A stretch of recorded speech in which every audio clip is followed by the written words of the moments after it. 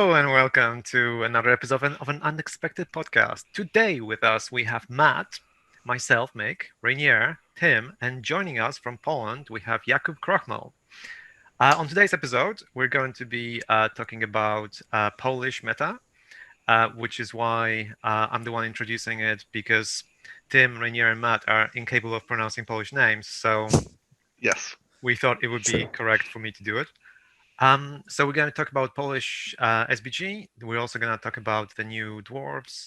We're also going to review a list, and then in the end, we're going to have Jakub play against Rainier in an imaginary duel. So hope you enjoy it, and off we go to the list. Okay, so before we get into the list, I just want to ask, what do you guys thought about the new dwarves that just came out? So the new Thorin, the new Dane. Good, bad? How are you guys feeling about it? I'm just ready to watch everybody tear it to pieces like they did with the acolytes. Let me just take a sip of this. All right. Well, why don't we put them up on the screen and we can talk about them here. So also wait, before we start, Dane lost his torso according to the picture. He has no torso now. No, the torso's there. It's hidden behind the beard. That makes sense. Yeah. Just torso-less. Although I do notice that he has gotten, as Tolkien would have described him, a little wide in the belt. Well, if anything, that should make him stronger. All right. So how has he changed from, because I know, Matt, you play him in the Hobbit era. How has he changed? Because I think that's one of the main thing that folks are going to be wondering about. The Hobbit all era, right. So, why don't I? Or not Hobbit era. Sorry, I mean the Hobbit era. So why don't I go through the profile here, and then we can, I'll discuss the changes as we go. So Dane Ironfoot, King Under the Mountain, is 130 points, which is, I believe, if somebody wants to check me on this, 10 points cheaper than old Dane. Yep. Or I'm sorry, which I guess would be young Dane. But really 30 points cheaper because of the pig. Because of the pig. He still fights 6. He's gone from strength 5 to strength 4. He is still defense 8, still 3 attacks, still 3 wounds. I think he's still courage 7. I can't remember what the old courage was. He's 3 might, 3 will, 1 fate instead of 3. He has heavy dwarf armor. Instead of his old 2-handed hammer, he has, Barazantathul, which is a master forged hand and a half axe, which still effectively gives him the same burly ability that he had before. So he's still going to be getting +1 to wound. He can pierce if he wants to get back up to strength 5. His heroic actions are heroic resolve, heroic strike, heroic strength, and heroic challenge. So he no longer has heroic march. I guess you lose that after you reach a certain point in your life. His special rules are fearless. That's still the same. Venerable. Whenever he makes a jump, leap, or climb test, he rolls 2 dice and picks the lowest result. And then he has the King Under the Mountain special rule, which allows friendly Erebor dwarf models, including hero models, to benefit from his stand fast regardless of range. So he's basically a board-wise stand fast for the entire army. So I guess this is the replacement for the rule where everybody within 12 inches of him that was a Iron Hills dwarf was immune to courage tests. So that's a bit of a downgrade. He lost his rule that requires him to charge in once he's basically once, I can't remember if it's once he's killed somebody or once he's made a charge, he has to keep charging. He's lost that special rule. He's lost his headbutt special rule, which was kind of rarely used. And he's also lost his ability to cause terror when he is charged, and he's lost his pig.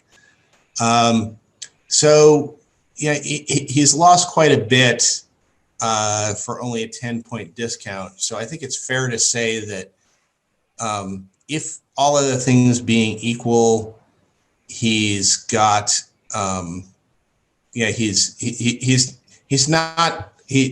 cost benefit ratio as compared to the young Dane profile is not as good. Although I guess as we'll discuss later on, there are some benefits that he brings that the old or that the young Dane doesn't, as far as ability to ally in with other lists. So anyway, what are people's thoughts on this? I feel generally he's slightly underwhelming. Yes. It seems dwarves just have such a ton of heroes these days.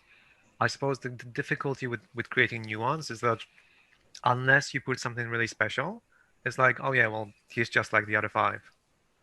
So that's my only worry here. I feel like unless there is a legendary legion for him, it's a bit like, would you Yeah, really play I the agree with guy that. with the pig? I mean, So I think there's got to be a legendary legion for him, and the reason is I'm going to scroll down here and take a look at the box that's under Thorin 3 Stonehelm, which we'll talk about in a second. And here it talks about changing dwarves who are in this list from Iron Hills keyword to Erebor keyword, which might conceivably have something to do with the army bonus for Erebor Reclaimed. But of course, since you can't take Thorin Oakenshield in Erebor Reclaimed, that army bonus is pointless. So unless there's a legendary legion floating around here somewhere that these guys are going to be in, I think this change of Iron Hills to Erebor would be largely irrelevant. So I guess what I'm saying here is that I think this little box that talks about changing the keyword from Iron Hills to Erebor has to be somehow tied into a legendary legion that's coming at some point. Mm-hmm. Well, no, go ahead, Jacob. okay, thanks. So yes, as for Dane, I think you covered him pretty well, because for me he's just Thrain, who is a bit more expensive and a bit worse because of 1 fate point instead of 3, and the Venerable special rule, which is a downside. But I agree that there will be a legendary legion definitely, which will combine Dale and Erebor, and this can be a good option for like a 1/3 of Dale bows, for example. But I see one different use for those characters, because actually one of the problems with dwarves in general, the system, was that they couldn't ally with a lot of Lord of the Rings forces, such as Fellowship, Minas Tirith, Fiefdoms, Rohan, and taking one of them can allow you to do this this kind of mix. And because the army bonus doesn't work anyway, that you can just freely ally in things like Boromir, you can ally in Rohan Cavalry, although they won't get their charge bonus, you can ally in Minas Tirith, and I think that opens up some avenues, and maybe on some points levels it will give interesting options for the dwarves. Yeah, and I think you hit the nail on the head, is that these guys, one advantage to these guys is that you can ally in all the War of the Ring era armies. And I mean, I'm not convinced, although your comparison to Thrain is dead on. I mean, he's Thrain, who's not quite as good, but but slightly more expensive. I'm not clear, though, on the whole, that just if you look at it, instead of comparing him to, like, say, Thrain, who comes with, a bunch of allying restrictions and things that go with him, if you just kind of compare him across the board, I'm not certain he's overcosted just for what he brings as compared to, like, say, random Minas Tirith hero or something like that. And I think the allying ability, I think, is probably worth paying some points for, because you can get some really interesting synergies here, like, say, allying, dwarves of the Iron Hills, who are now going to be dwarves of Erebor, who have shield wall, with Minas Tirith, who have shield wall. So you can build, an army that has a front rank of D8 backed up by a cheaper rear rank of D7 with spears. with the Minas Tirith sitting behind them. Yeah, I Which is think kind of an interesting combination. I like that too, and I think him I know he's not Dane on boar, but off boar he's still 130 points isn't too much, and you can kind of hoard out the army a little more with allies, which it's kind of like good, maybe semi good that he doesn't have that, because then it doesn't point sink you too much. But I'm more curious about Thorin, the third Stonehelm. I think his profile's uniquer. I have just one question before we move into Thorin. On Dane, it says Barantha. I don't know how to say that. His I think axe. It's a Polish name for the axe. Yeah. it is. Yeah. Tatul. See, there you go. Yeah, there you go, Jacob. We'll just dub him over when I was trying to say it, and then we'll just make that work. It says it's active. So if you get transfixed, are you just without a weapon, or how does that work? Well, that's interesting. Yeah, that's Probably. interesting. Do you get -1 to win the fight and wound, or does he just basically loses his axe? I don't think so, because I don't think the fact that he has the weapon goes away. It's just you can't use the Master Forge. We've caused an FAQ before anyone's actually even played it. Yeah. There you go. It's just a mistake, probably, because there are active weapons like Anduril, but they have extra bit of ruling on them, like this always wounding on 4+, and Master Forged is just a regular thing. Yeah. I think you add to the weapon. Gone are the days when everybody had a dagger, and so whatever super duper weapon you had, you also had a dagger. Yeah. I'm gonna say. Well, I'm assuming that's the way it is, but I mean, it is something to be noted that it doesn't. I mean, you would assume based on previous profiles that it would apply to that, but just maybe as a heads up in case anyone takes this profile to make sure that they look out for in case they just basically lose the weapon that round in case they get transfixed. Well, okay, but here's what we should caution. Nobody actually asked this in an FAQ, because if we ask this in an FAQ, we're going to get a response that says all weapons are active, and if you're transfixed, then you're automatically unarmed. So we were going to do more evil by talking about it. Yeah. All right. Move on to Thorin then. All right. Rainier, you want to do Thorin here? Sure. So Thorin the Third Stonehelm is 120 points, and he is a hero of valor. He is fight 6, strength 4, defense 8, 3 attacks, 2 wounds. So more of like a Dwellin profile, and 6 courage. He also is a 3/3/3 with might, will, fate. He has heavy armor, a shield, and a 2.5 pick, a hand and a half pick. I'm sorry. So hand and a half. Oh, 2.5 hand pick. That would be impressive. That's interesting. Well, I guess he's dwarf size, so I guess it is 2.5. Well, no, actually, Dine has to carry it for him. Well, you can't see it, but there's a third arm on the miniature that comes out between his shoulder blades.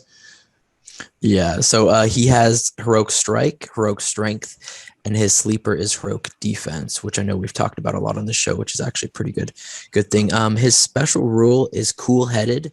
It's active. Whenever Thorin declares a heroic action, roll a d6. On a 5+, no might is spent, and the heroic action is free. Additionally, if Thorin declares a heroic action and an enemy model subsequently declares a heroic action, Thorin may choose to change the type of heroic action he has declared. So that's pretty good. I mean, right off the bat, he is kind of like a Taskmaster back in the day. 5+ only, of course, for him is a free heroic. So I like him a lot more than Dane, actually, because he can potentially throw out a whole bunch of heroic moves and heroic strikes, heroic defenses, and he's also kind of a support model in a way that he's not going to be your leader because he's only hero of valor. So that gives him like that more versatility. Yeah, so I like him a lot. In the special box, it talks about the different things. If your force includes Dane, the whole switch to Iron Hills. It also mentions a few not Laketown, Dale heroes. So that's exciting. That's why we think there will be a Legendary Legion. But yeah, I like him. I like him a lot better than Dane. in the sense that it seems like he has more tools to him and he can affect your whole army, not just rip through a battle line. Yeah, I like him a lot. What do you guys think? I think there's a very cool trick here in that you go fight with another heroic striker. You both call a strike, and then you go, okay, well, actually, I'm just gonna change for heroic defense because it could be better than a strike. Mm-hmm. Yeah, I think Um, that's And to get it for free, possibly. Yeah. I mean, I think that's particularly useful against, if you go in against somebody who's like fight 7. Yeah. If you go in against Bold and you say, all right, I strike, and Bold may be a bad example because he's going to copy for free. If Azog probably. But say you go into Glorfindel or something like that, then you call the strike. Glorfindel says, all right, well, I guess I'm gonna match that, and you say, sight defense. I think another interesting thing is it can be taken as part of an airborne reclaimed army list. So, I mean, I'm not sure that you would necessarily want him in with how good the heroes are in airborne reclaimed, but it is interesting to note that you can take him as part of them.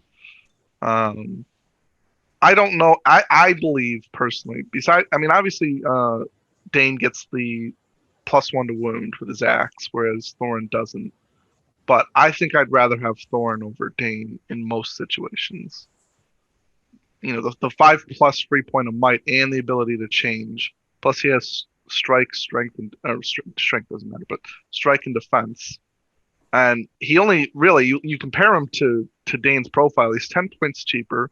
He loses the +1 to wound, but he just loses 1 wound. He gains 2 fate, and he loses 1 courage. It's basically almost the exact same profile, but he gets bonuses compared to the +1. But obviously, with them being on the foot, maybe that +1 is more worth it. But I like Thorin a lot. No, there's also an interesting point here. In that Dwalin may not take a war goat if you take this Thorin. Yeah, it is. Yeah, no war goats.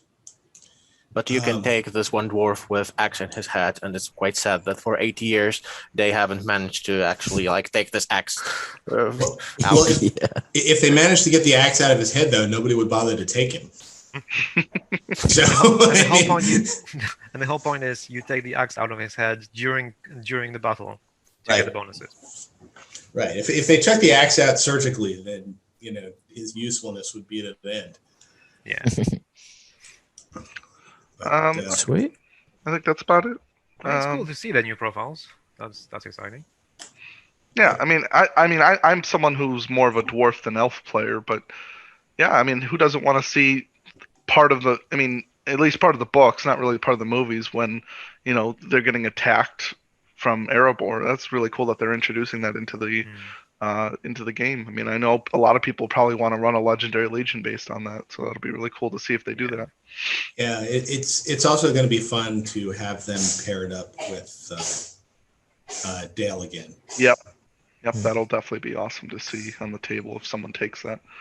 Yep. All right, so I guess we'll move into the list review for today. So that list is by Alex Stiv. So Jacob, if you want to go over that for this week. Okay, yes. So the list is 800 points. It's a yellow alliance, which I already like. We'll talk about it later. So the first warband, I assume it's the leader. It's the Goblin King. He has to be one because he's the only hero of legend here. With Gollum and 17 goblins. Then a Goblin Town Captain and 11 more goblins. Then there are 2 Moria warbands with one of them is Durbirds, who I guess has to be there because of the hero of Valor role. Then a Cave Troll with a hammer, Bat Swarm, 7 Moria goblins with shields, 5 goblins with spears, and 1 Prowler. And Moria Black Shield Shaman, 3 goblins with shields, and surprisingly 3 goblins with bows. Okay, 3 are not that bad. And then the Dark Denizens, Spider Queen, and 2 Mirkwood Spiders. So it's a total of 799 points, 57 models. Okay, so it's an instant I like this list as a concept of allying Goblin Town and the Spider Queen. I think that at this point level, Spider Queen just adds so much to the table.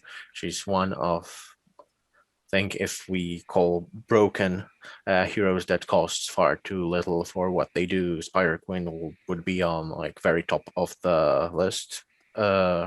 One of the most undercosted models, and once I've played her a lot, and the ability to do scenarios with broodlings, the ability to kill key heroes, especially that the bat swarm is in the list as well.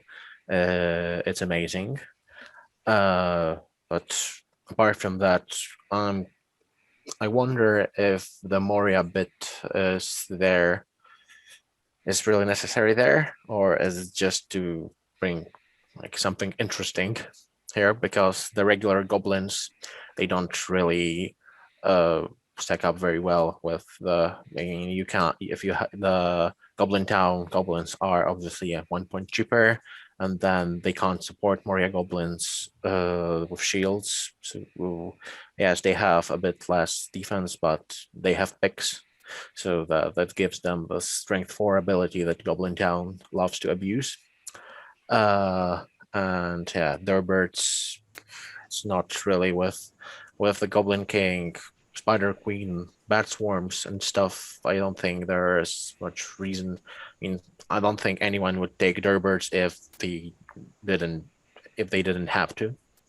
And Cave Troll, well, I think you guys talked a lot about Cave Trolls, and then they're not that great. Although in this list, it's one of few threats, so that's a good thing to have. Bat Swarm you can have in Spider Queen's Warband, so that's not a good reason for Moria. And Black Shield Shaman, I mean, I like this model, but usually one of them at 800 points is, it's like he often he can do stuff, but often you can just try to shatter one hero's weapon, and then with just free will you fail one, with hero resists twice, and you ended up paying 50 points for a might point and for some will spent on enemy heroes. So I'd just think if really taking Moria is the best way to go there, or should this person just make more Goblin Town instead?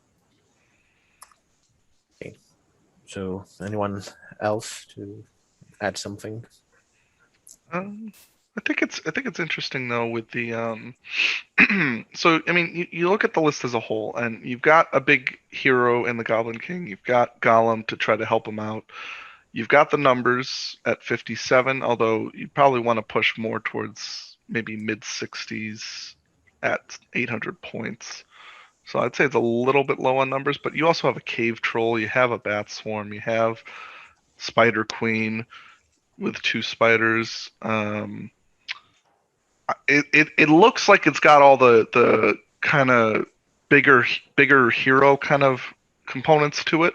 I just think it's kind of missing out on troops a little bit. So maybe I agree with switching the Bat Swarm to Spider Queen's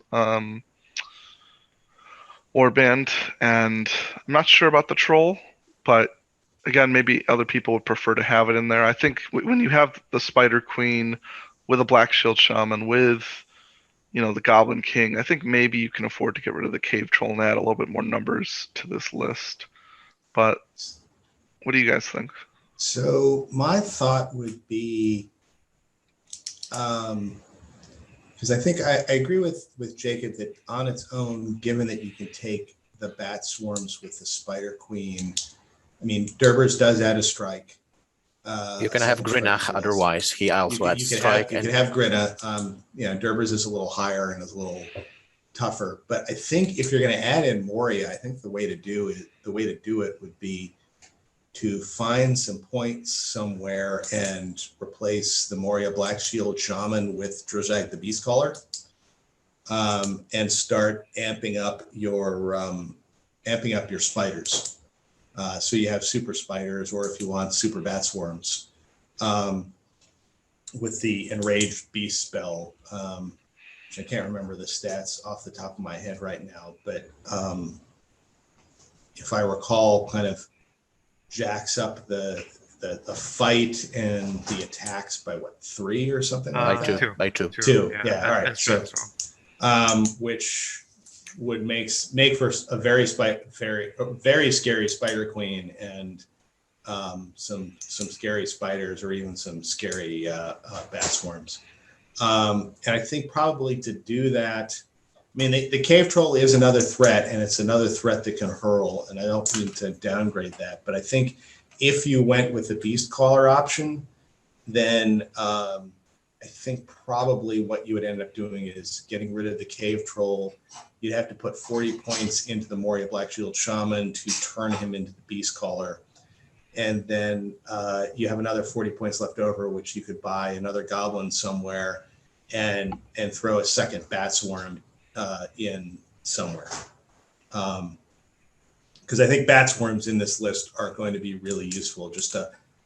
I mean, you've already got the ring, which is going to be having people's fight value, but having the bat swarms in where they can flap into the Goblin King's opponent or the Spider Queen's opponent, or even Derber's opponent, are really useful to go. So I think if I had to make a change, that's what I do. I change Black Shield Shaman to Drozag, drop the Cave Troll, add in another Bat Swarm and another Goblin somewhere. What do you guys think about adding a Marauder instead of another Bat Swarm? I don't like it as too. much just because I think the Bat Swarm benefits the whole army. So the Bat Swarm can benefit the Spider Queen and like many other things in the list. Yeah, I don't know. I think I'd lean more towards Matt's list. Bring in what's his face, the caller Druzag, and then like bring in either some wargs or because if you bring in Druzag, you have 5 will, and then all of a sudden the bat swarms aren't just negating your army. Now they can tear through your army. So I think I drop the cave troll and add in more things because cave troll's 1 6-inch movement threat, where if you had Druzag and even wargs thrown in randomly, you would have good, like, let's say, because you have 5 will, you could have like maybe three, let's say 2 don't go off, 3 like mega monsters in the battlefield, fast moving ones too, that is. Yeah. I mean, the problem with the Warg Marauder is it doesn't really synergize with Druzag well, because Druzag can cast that spell on the Warg Marauder once, and then everything on that Warg takes a Strength 9 hit at the end of the turn. And no, because it has to target the Unridden, I think, the Unridden Wargs. Yeah, true. And with Bat Swarm, Druzag synergizes. Yeah, with Bat Swarm, Druzag synergizes even by like giving him a Courage 4, which is good in Bat Swarms.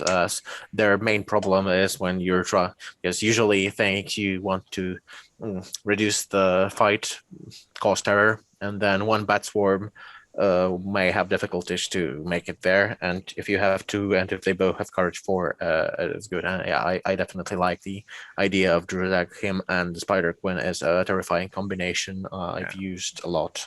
It's great. Yep. Okay. So overall, we're dropping a cave troll and taking and trying to find place for Druzag and a Bat Swarm. Yep. Yeah, I think that's the better use of the points. Maybe now, just one last thing. I know we talked about dropping Gerbers down to Grinna. Is it a bigger deal that we would lose 3 models from this, or is it not that big of a concern to you guys? Well, if you were to drop Gerbers to Grima, then you can't have Druzag because Yes. because of the alliance. Well, I mean, okay, I see what you're saying. Gotcha. Yeah, I mean, presumably what you do is you take, if you got rid of the Moria goblins entirely, presumably you would take Grina, and then you'd probably have room for another Goblin Town captain. Mercenary captain, probably. Yeah, that's what I was going to say. As a mercenary. I mean, that was one thing I was thinking about is if you had some extra points, and maybe you could do this if you dropped the cave troll, changing the Goblin Town captain to a mercenary captain, and the Goblin Town goblins to mercenary goblins. So you have another kind of capability to bolt onto this list, the ability, if you wanted to drop them somewhere behind. Yeah, that makes sense. Alex, let us know in the comment section if you end up taking this current list, or if you take any of our considerations into thought, and if you take the list at all to a tournament or a game, and let us know how you do with it. We're going to move into the main topic for today, which is talking about the Polish meta. And so I guess we'll start off, Jacob. So what area of Poland are you from? So I'm from Krakow. That's for people who are not very familiar with Poland. That's the second largest city in Poland, and we have quite a nice community there. With me, probably like at this point, few dozen active players, maybe 30, 40, something like that. That would be players who play quite regularly. And yeah, that for this question, I think that's it. But Okay. So in your area, I don't know. I know obviously not currently, maybe due to COVID. But before COVID, how many people would you say, or do you have a good group of people that were showing up maybe weekly or bi-weekly or monthly to play games, or how was that in your area? so let's maybe talk about how Polish League works, because that kind of ties into this thing, because it's a bit different from the UK, because I also have some experience in the UK. So apart from large tournaments, we don't normally, in the individual cities, we don't normally do. I mean, some people can do like weekly play or something like that, but we also do a lot of local tournaments that are ran about once a month in places where there are more players. So we actually do them quite regularly. Even now, we kind of have an opportunity that's even legal with Polish restrictions to play, of course, with a bit lower numbers. But it kind of fluctuated a bit. There were times when there was far less players, but after the new edition came out, we even had 40 players at once just from Krakow in a local tournament. And now there, when we do the tournaments now, it's about 20, and so it's just 20 people playing each month, and it's just a one-day tournament with 3 games in it. Also, people do like the kind of games individual or in the store or just at their own houses. So we have quite an active community.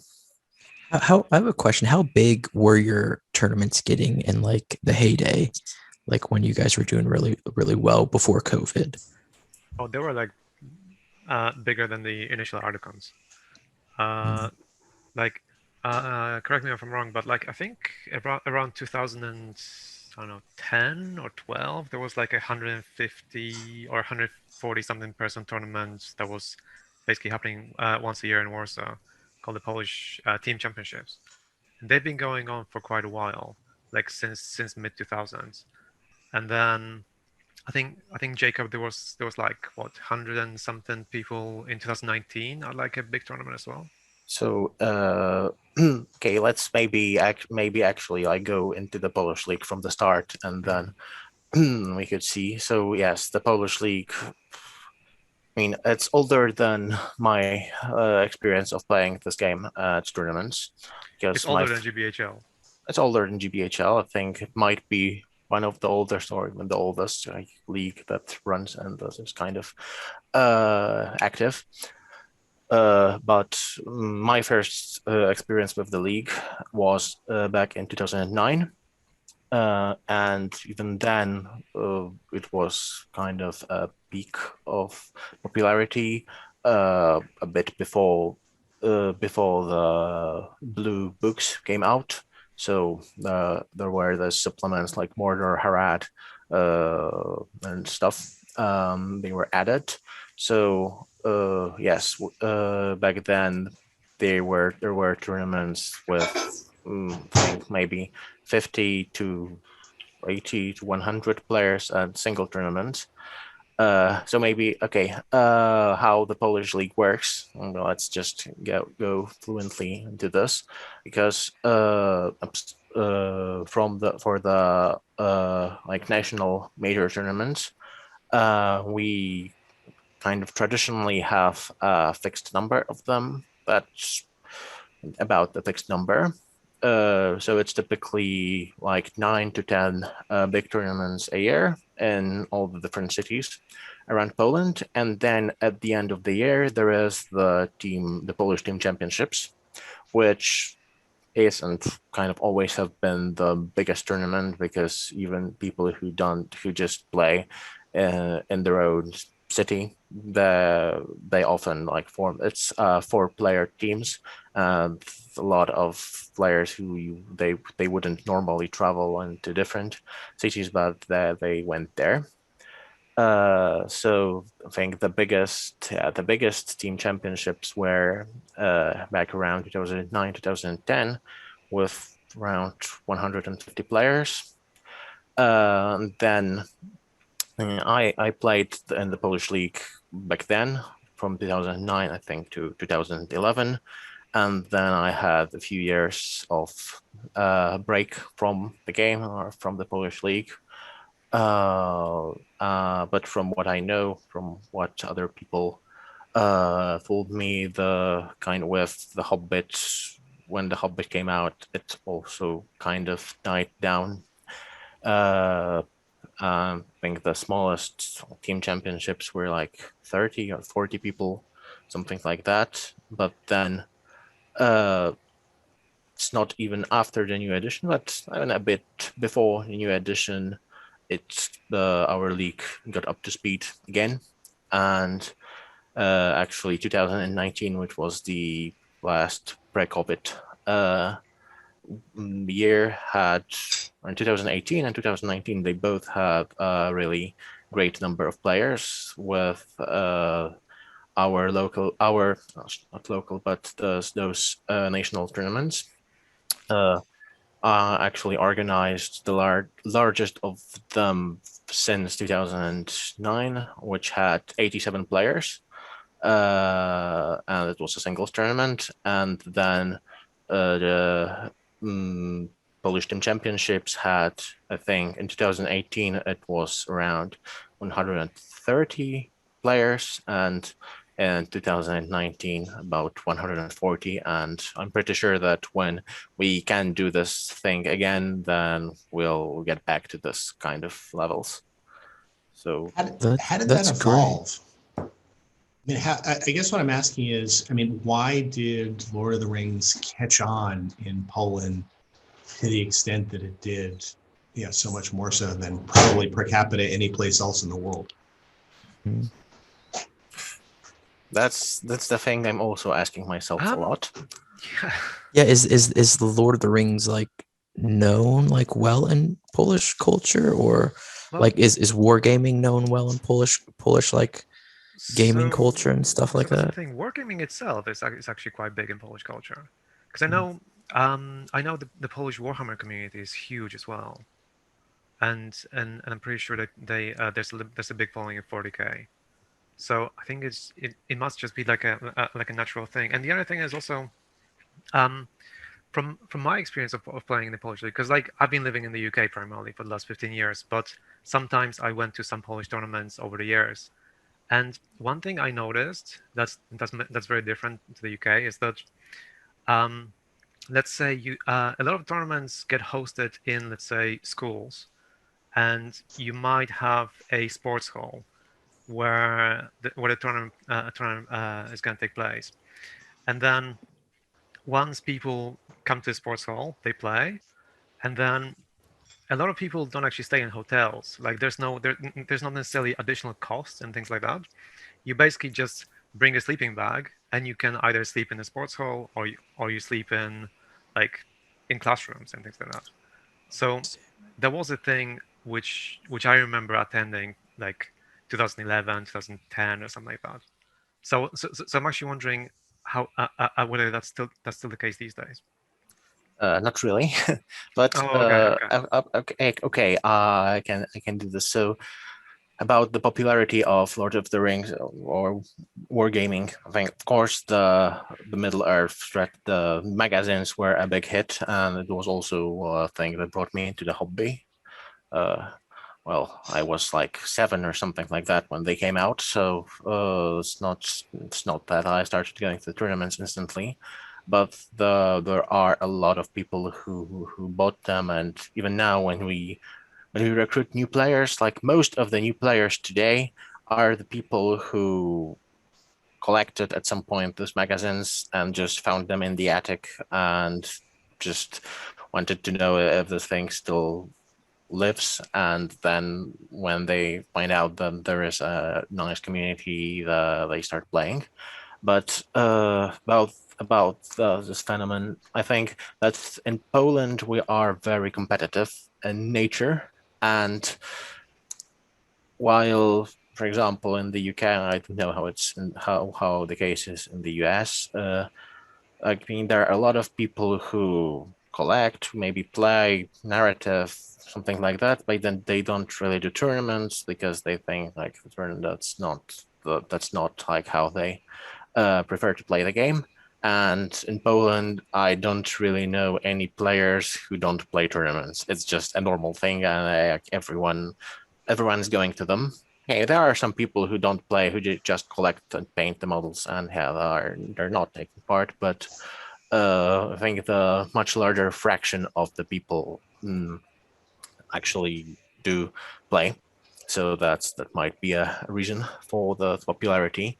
And about what Mick said about slipping in schools, yes, that was the thing about our community back in 2010 and around, because that's the kind of community I know, that people were really young for the tournaments. Like I was 13 when I started playing, not even 13. And when I was 12, I actually went by train to another city and found a school with the tournament, played there, slept in a sleeping bag, then came back by train to my city. So and it wasn't the thing that was so unnatural. Like maybe it was a bit young, but in the larger groups, I mean, we had a lot of people who were like 12, 15. If someone was adult, he was one of the the older players in the community back then. And I mean, now most of the people are it's the same age group, but just plus 10 years. So now we're not 13, but like 23, 25, 27. And we are not fans of sleeping in sleeping bags anymore. It gets old after a while. Yeah. Yes, but still, I mean, we do hostels. We do like an accommodation.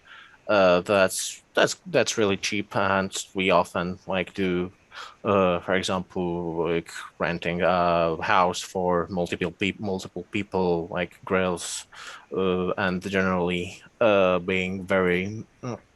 It's a very social thing. The tournaments. I mean, they're always there, but I feel like as that. I mean, I took part in GPHL. That's my only like outside Poland experience, and as a person from outside this community, like not knowing players there, I think it was much more difficult to get into like social activities with them than it would be in Poland. I have a question. So first off, we should like name Polish meta sleeping bag meta. But outside of that, like that's a long time ago. Doesn't have to anymore. But you guys have to have a banner of it to remember like where you came from. So like some people like approach like the gaming with bagpipes blaring if you're from Scotland or something. The New Zealanders will do the haka. You guys just have flags of sleeping bags. I mean, they don't have to have a flag of sleeping bags. They could just put the sleeping bag like up on a pole, and you could. It would be like like it's sometimes you had the ones that had like a windsock that like extended out to make a dragon or something. You just put a sleeping bag up there, and the wind catches it. And it stands out. I do have a spicy question, kind of. Okay. I know you kind of alluded to the idea that you guys are competitive. So if anybody's watching this from Europe or even the US, like we know you guys are competitive. I remember going to Articon in 2019, the last one, and it was like when y'all like showed up or walked by, it was like some parts of America we call it chutzpah. Like you guys had chutzpah. Like when you guys walked, like you guys knew you were there to win. People were terrified of you, and it was like, there go the Poles. Like Lord have mercy. Hopefully we don't have to play them. Like so. Is there competition between y'all and the GBHL? Because that is what I kind of saw there. The Brits kind of saw you guys. I feel like us Americans or even Canadians or other countries, it was like, oh, like cute, like y'all's community is growing. You have competitive players, of course. We place in top 10, but we weren't feared. Whereas it felt like the Brits, I don't know if this can cause controversy, they were kind of scared of you guys. I mean, is there okay. rivalry? There was a bit of rivalry back from the first Ardacon that the Polish team came into. I wasn't a part of this. They had some issues, but issues being the polite term, I guess. You're being diplomatic, Jacob. Yeah. Which is good. I've heard about those issues from like all the perspectives, and I mean, if I was there, I'd probably handle it, but it's just was just a problem of two cultures crashing. But I think a lot of it's natural too, because you guys are just like top table gaming against each other would naturally bring out kind of competition, right? So now I'll tell something that will shock you about our 2019 team. And now we go to adverts, and we'll be back. So, actually, yeah, we had 6 players there in the team, and we won the whole thing. And amongst the 6 players, they were all from my city, and I was the only person that was in top 10 of our league at this time. They were mostly not the high-level top competitive players, so they were just chilling. So if we really took competitive players, it would be worse. Maybe it shocked you, maybe it didn't. Probably it didn't, but yeah, it wasn't. Those are fighting words for the GBHL. Those are fighting words. Like, I was just curious. I don't know, because England won the last 2 ETCs, and I know, second and third. So because I wasn't there. Well, let me ask you, Jacob. I know you just said that you were like one of the only top. Why is it? Was it due to people were unavailable that weekend? Why were the top players? Yeah, they had other stuff to do. Well, no, I'm not saying it from like a, I'm just curious, because I know that probably most countries try to get their, barring monetary restrictions or anything like that, they try to get their best players to try to go to the ETC. What would you say was kind of the reason why you only had maybe one of your top 10 players in that tournament? So I basically had those players that were willing to pay around 2,000 zloty, which is kind of, for people at our age, is it's more of a monetary restriction, would you say? It's more of the monetary. It's first that's a monetary restriction. Yeah. And then a lot of people like had those information about Ardacon from people who were originally there, and they didn't describe it as good as I did. So that's not a surprise. The people from my community with whom I talked a lot, and because I was there in Ardacon a year before, without any Polish team, but just as a player who guess for people who don't know, this is kind of an important fact about me, that I studied in the UK for 3 years, and I got to know people from GBHL just as a player, just commuting from London, not just flying from Poland for every single tournament. So kind of after the great experience I had in Ardacon 2018, I was advertising this tournament, and it was obviously easier to do with people from my own community rather than from other parts of Poland. Okay, yeah, that's good. And then, so, oh shoot, I forgot what I was gonna say. But so, do you guys play the game fun? Like you guys like the lure more, or do you list build just purely out of a competitive sense?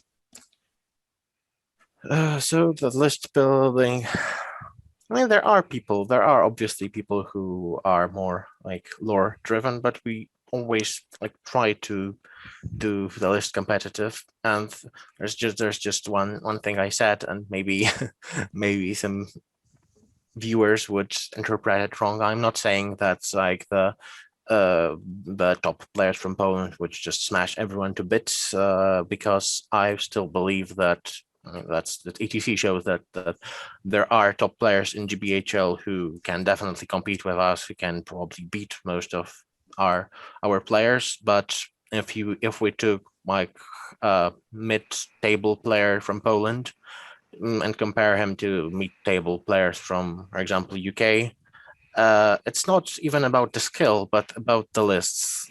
Like the lists, nobody really cares about green alliances in Poland unless they're forced to, which also often is the case. The tournaments, there are a lot of restrictions sometimes. Sometimes not, but basically most people would not disadvantage themselves for a team. I mean, there are some people like this, but most people wouldn't. So you're not saying that you have better. You're saying you maybe your group writes better lists perhaps than Yes. Okay. So it's not necessarily down to skill. It's more you're saying you guys spend a lot of time writing lists and you feel that your lists may be better than the opponents is more what you're saying. Yeah, I think so. We are good. Our players would be good at like consistently winning against maybe a bit less competitive players from other countries. Okay. Oh, does that make sense? So y'all's players basically output competitive from top to bottom is kind of what you're saying. Like just all around, like whenever you guys attend or play, like you guys are just a well-rounded player. Yeah. Yes. That's good. So what I want to ask you real quick is I know it's probably going to be the same with do you guys tend to write higher points value into tournaments? Is it mostly 800, 700, 600 point tournaments in Poland, or is it kind of, do you have lower ones? Is it kind of all mixed around? What do you guys kind of do for points in Poland? So for points, we do mix around, and think from the large tournaments, because that's one, because the local tournaments are a different thing, and also that's the place where less competitive lists go. But for the for those like national tournaments, I think the lowest one I've had in the recent years was 400, but mostly it's like 600 to 800 points range. The highest one was 1,000, and it's kind of an outlier. But also, there is one thing that's, I think, unique to the Polish league. Those are the doubles tournaments, but that are doubles in a bit different way than because like typically if people think about doubles tournament, it's like 4 players at the table, 2 players playing like good, 2 players playing one list, 2 players playing other, and out of the like 9 Polish big tournaments, usually around 4 of them are doubles in which there are 2 players in a kind of team. One of them takes good, one of them takes evil, and they play like a pair plays against pair and on 2 separate tables. So it's kind of team tournaments with just 2 players. So there's a lot of good versus evil in Poland, and that's majority of our tournaments. It's also a thing. But yeah, for the points is these team championships, which are always the most important tournament of the year, it's around 800. Okay. Similar, because we heard something similar to what Will said. Like, would you kind of, because this is how a lot of us feel, would you say 800 to 1,000 is like that sweet spot? Or do you think there's a sweet spot in like a list when it comes to building one competitively? I like 800 a lot. And I agree to everyone saying that 800 really shows the player's skill. Although, I mean, playing at 500, it's good when you have good list building skills, because I think that Articon coming down to 600 will even benefit our team, just because the less points you have, the more important the list building is. But yes, 800 for me is fine. 1,000 is too much. I wouldn't like 1,000. I think 700, 800, that's for me the sweet spot. All right, so let's ask the $64,000 question then. What is it about Polish lists that makes them so good? What are the components of a great Polish list? What's your secret recipe is what that's what I'm asking. Is it a little bit extra salt? Is it a little bit extra pepper? Is it a lot of hot sauce? What is it? Basically, what is a Polish list that you can just come and run in the next Nova and just take down all of North America? Just like that. Yeah, you're gonna send like your lowest scoring like person from Poland to just take Nova, and you'll send like the lower ones to the lower countries, the middle countries, the high countries. So now that each of us have asked this question, why don't we let him answer it? Yeah.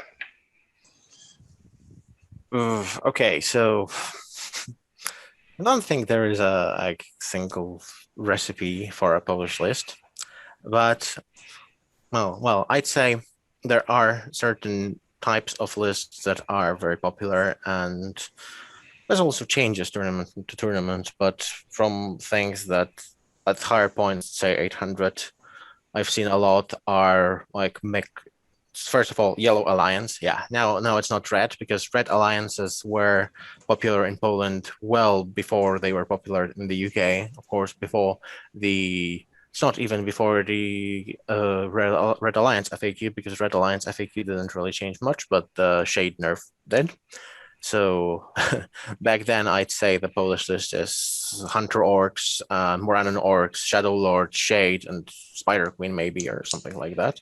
But now it's not. Now it's popular thing are Yellow Alliances, let's say the Hobbit Good, like Gwaihir's Lady of Lights, then Bard, Thorin, this kind of things mixed, or with elves.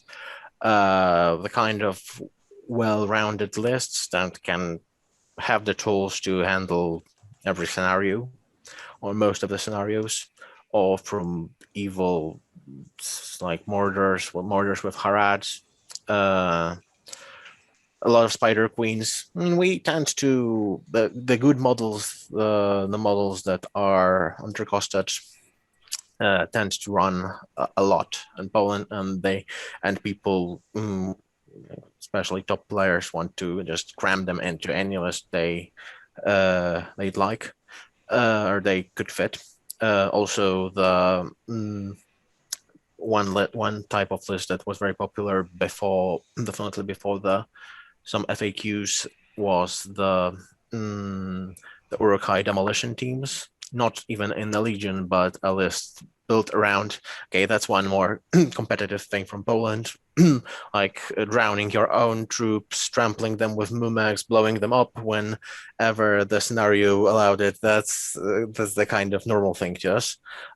So the lists with, let's say, with Saruman Grima, then two demolition charges, and Isengard with maybe Harad, which, for example, in Recon, you could get a draw in like 5 minutes by putting Grima off and then blowing up your whole force. That's the kind of things I'm talking about. And yeah.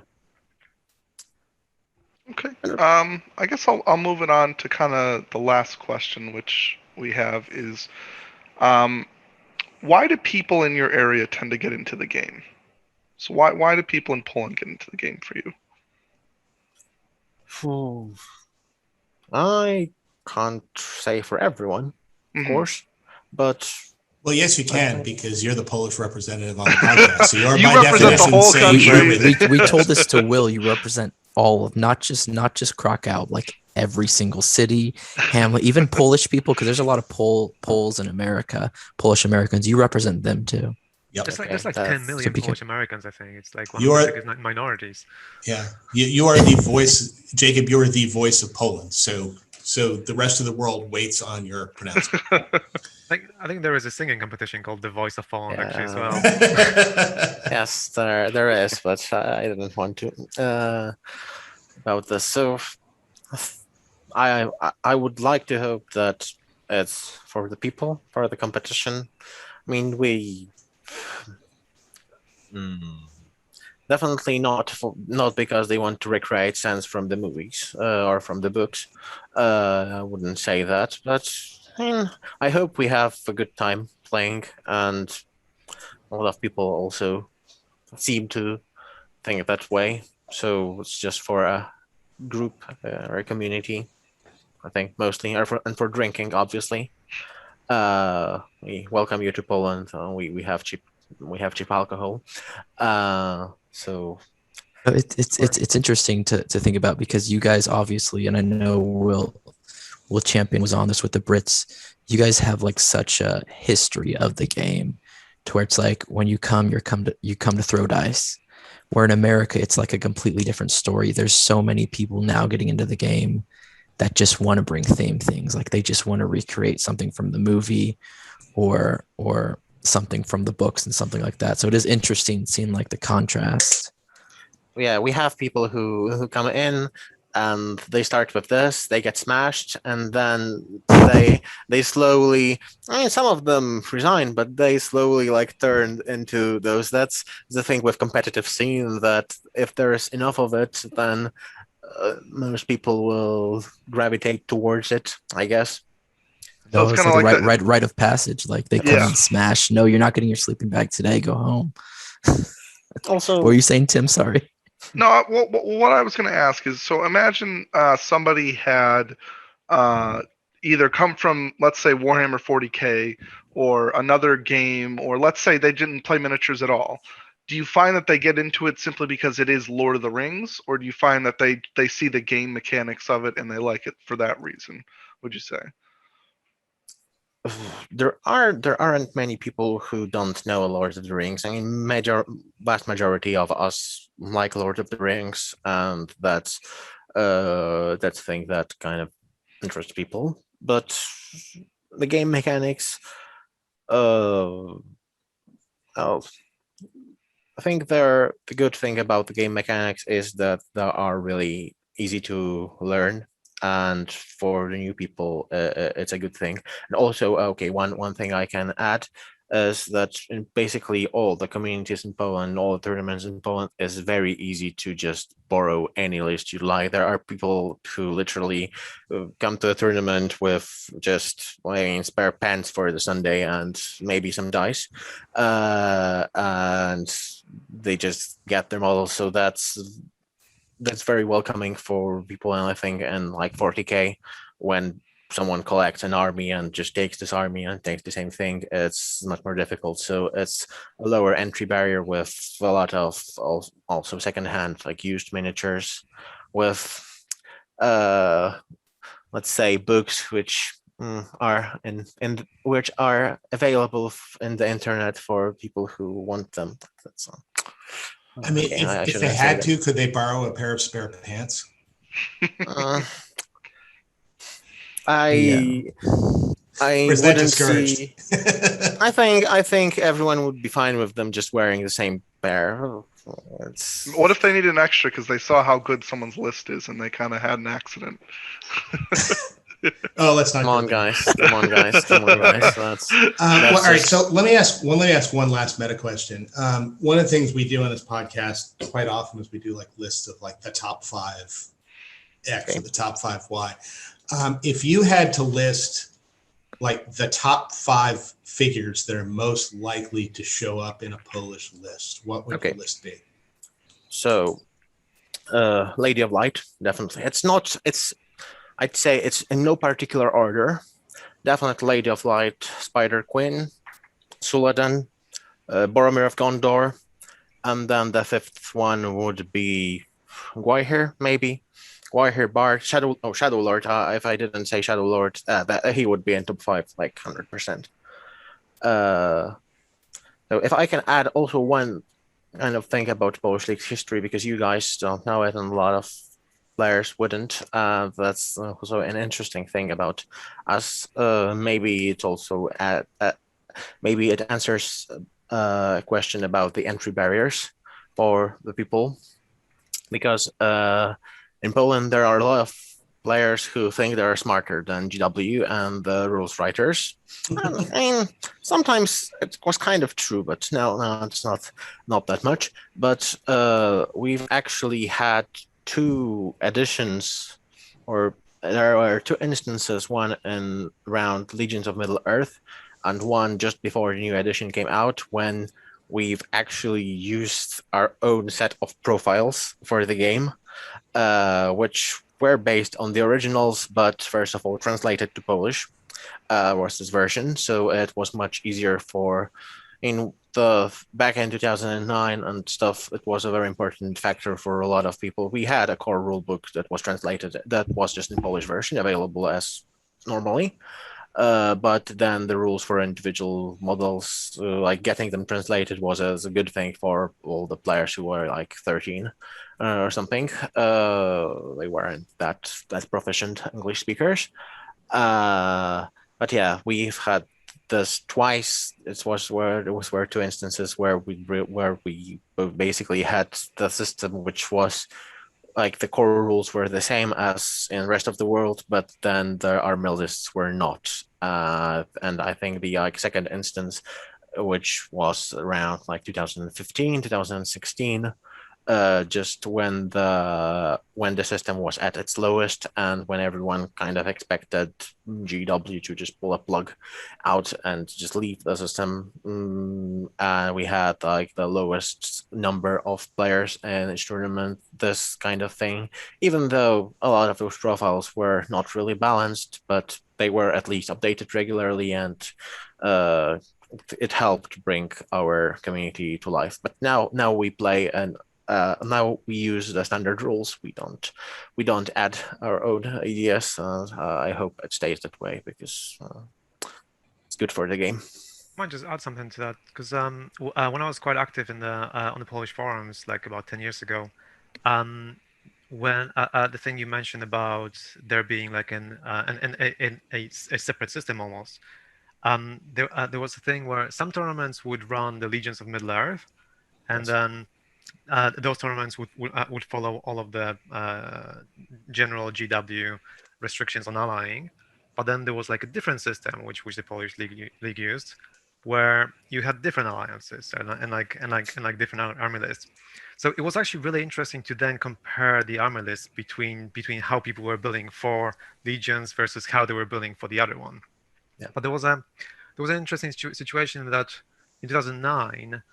The Polish team actually brought, I think, 5 players to the UK GT, and then took the top 4 places. Even though Legions of Middle Earth wasn't as popular of a system, but they were playing this other system. But then they were like, "Oh yeah, let's just write something for Legions as well," and then they just crushed the tournament. So yeah, it was always like ultra competitive. Yes.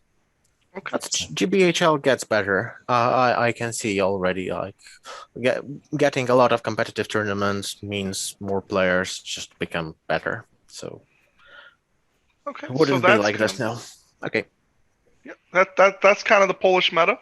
For anybody listening, we're going to move into the final part of our episode, which is the duel. So for anybody who hasn't listened to or seen the duel before, essentially it's a made-up tournament in theory, where we have 2 people going up against each other. This week it's Rainier versus Jacob, and it's going to be an 800-point game. And what we wanted to create was you're going to a tournament, and then you're finding out who your opponent is, you're finding out what army they're taking, what board you're on, and then finally what scenario. In most episodes, we end up giving the people who will be competing in the duel 3 random scenarios, and they kind of have to build a list around that. But we decided that on this week's episode, we're going to make it completely random. We're going to roll for the scenario. So they had all 18 scenarios to consider when building this list. So Nick, you got your dice ready? Yeah, they're going to be rolling a lot of 2s again. Yep. So Mick has special dice for this that have 4 sides with 2 and 1 side with a 1 and 1 side with a 6. Yes. Apparently, what'd you end up rolling last episode, Mick? Like 8 2s in a row or something like that? It's crazy. I was like 6, 2, 2, 2, 2, 6, something like that. It's only really 6s and 2s that my dice roll. Okay, so you know what? We'll go through the list first. So we'll do person on the podcast first. So Rainier, if you want to go over your 800 point list for the duel real quick. Okay, Jacob, here's what you're about to crush. Come on. No, so I wanted to kind of like bring a list that was inspired by like my Philadelphia meta in a way. I know Matt brought something that he would see in his area.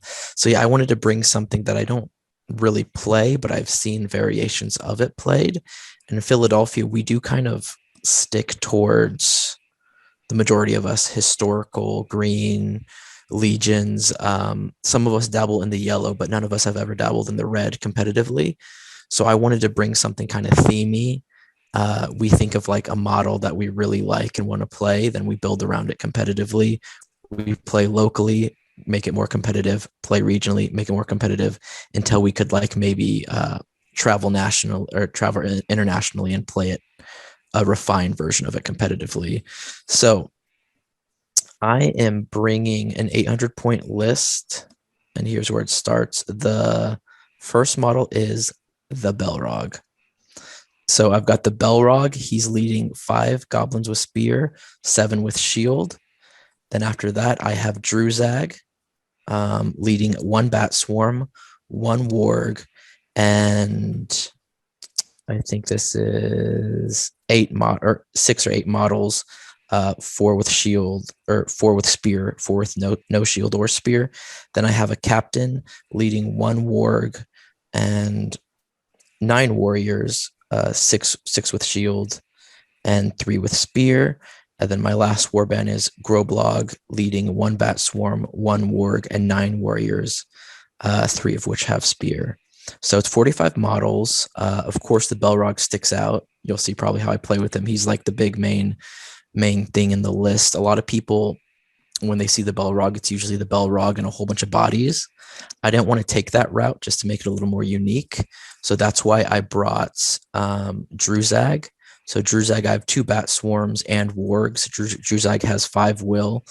He can enrage any of those beasts, basically making them not Spider Queen killable, but like mini Spider Queens sprinkled within the list. So that's going to give more push to it. Outside of Druzag, I also have Groblog. A lot of people would say, why not Durberts instead of Groblog? I'm really just wanted more bodies, and Groblog can make 1+ more fight for the models.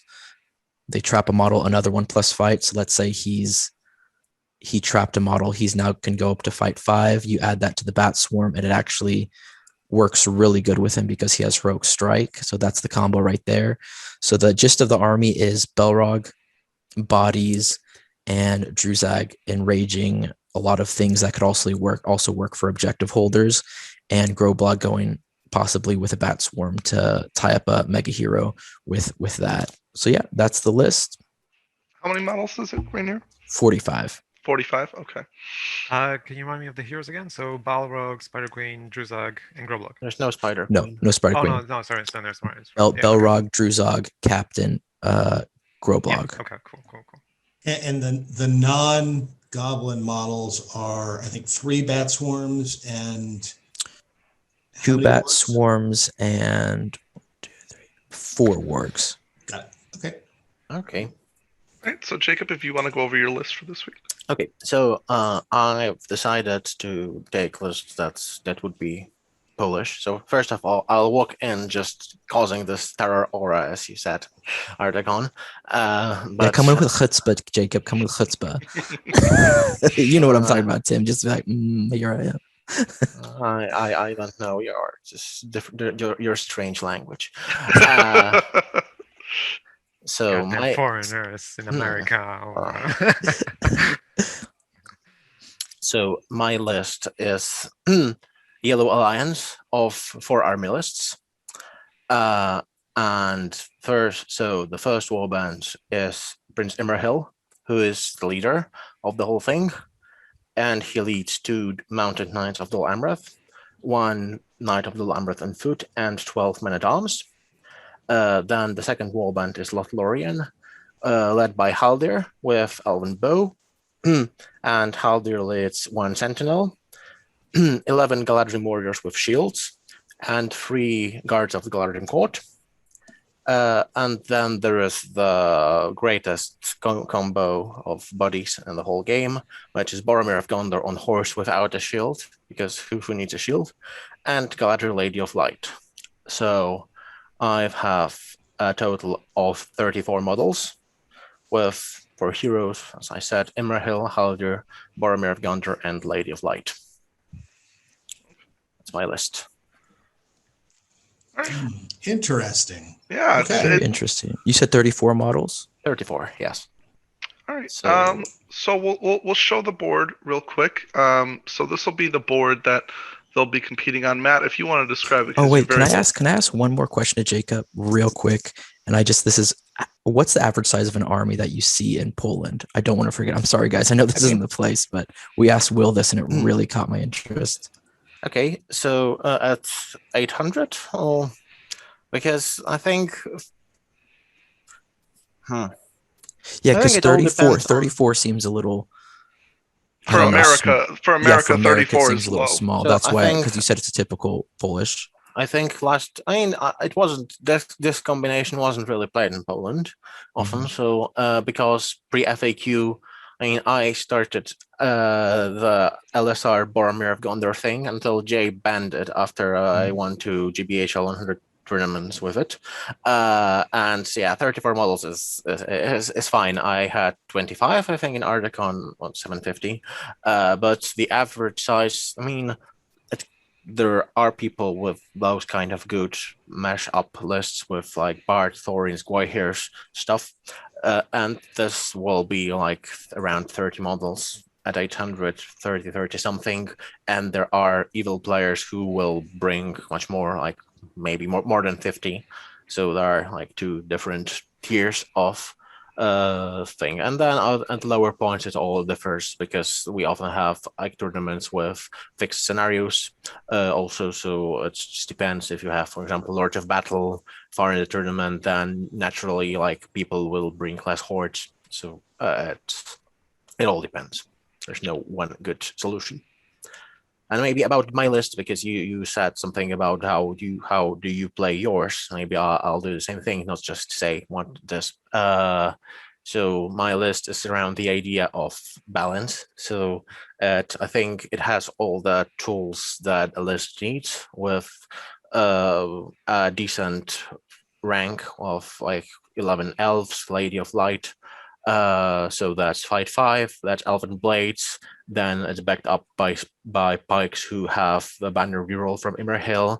Also, the Galadrim pikes with fight 6 are good in this combination because they can support from the 3rd rank, so they kind of can give a lot of control over where do you have this fight 6. So Lady of Light obviously fortifies everyone.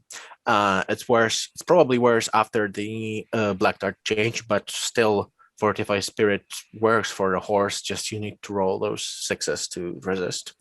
So yeah, she gives you this -1 courage that combines with Boromir's Horn of Gondor. She banishes, instill fears, does all the things. So it's protected from the shooting as well. I have 4 heroic strikes in the list, 2 heroic defenses, a march on Boromir. Let's say decent numbers, mobility of 2 strong mounted heroes, and then 2 knights who are mounted models which can also kill stuff if needed. So And your leader, who is your leader? I'm sorry. Imrahil, because he has to be one. I'd definitely pick Lady of Light over him if I had a choice, just because she's just chilling and maybe not fighting the biggest threat in the enemy list. But Imrahil is fine. It's not a bad leader with 3 fate, with defense 7. It's fine. Okay, so I bet it's So about we my list. ready to roll a scenario here? So Should we see the board? Yeah, we'll just show the board real quick. So this is going to be the board. It is a kind of. It kind of reminds me of a lake town kind of town, I guess, by the buildings. But it's a bunch of wooden buildings. There's a very large one in the middle right, and there's a bunch of little small houses scattered throughout the middle area and kind of towards the edge of the top But then there's also like a little, looks like a little gate, not gate, fortress wall on the left-hand side, down pretty much the entire length of the left side of the board. So you can now. I believe this is Rainier. Is this one of your Yeah, terrain this was pieces? one. Did you It allow is. people? I've played on this board. Rainier, you allowed people if it was Maelstrom, did you allow them to come on from the little fortress walls on the Yeah, left? yeah, I did because it's technically in the 4x4, and then also they're foreground buildings, so you can put your guys going through the houses. There's like doors on either side. Even the big inn that looks like the prancing pony, you can move your guys within it and stuff. Okay, so the houses, you can move throughout the houses, and we've got a little fortress on the left-hand side of the wall. So imagine it kind of as if it's inside of a fortress is the theme of it.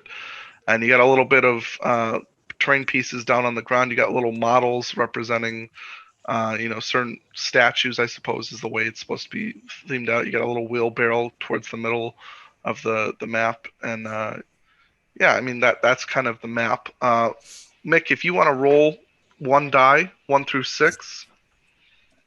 Should I pick the English dice, the Polish dice, the Articon, or the ETC dice? Not the yellow one. The yellow one rolled 2 like 8 times. Okay, Articon by. Do the Polish ones. This is the Polish ones. They have an M on them for a website called Mitrial PL, Which is no longer which which sadly no longer isn't- exists. Yeah, hackers and evildoers and things like that. Anyway, so first roll is number 1. Okay, so that's going to be a Maelstrom battle.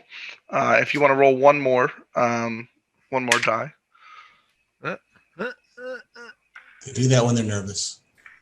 It's number 1. Oh, so you replaced the die that only had 2s with dice that only had 1s. I rolled number So 1. this is actually Oh. heirlooms. We did this last week. Should we redo the whole thing? Because Yeah. Okay. We're not Thank you. doing So I okay, think fine. we'll redo it just because we did this last week with Will. Okay, cool. It's a 1 Okay. and it's a 5. Okay. So that's going to be command the battlefield. Okay. Okay. Oh, That's interesting. interesting. Okay. Okay. So I'll go Ooh. through command the battlefield real quickly, just so everyone understands it. It's one of the new scenarios. So essentially, it's Maelstrom deployment. On a 2 or a 4, you deploy north or south. On a roll of a 3 or a 5, you deploy east or west. And 1, you don't come on. 6, you can choose wherever you want. So it's a little bit interesting with the deployment. The game lasts until one force has been quartered. For victory points, you get 1 point for each quarter of the board that has more friendly models than enemy models wholly within it. For each quarter of the board that has at least double the number of models wholly within it, you get 2 victory points.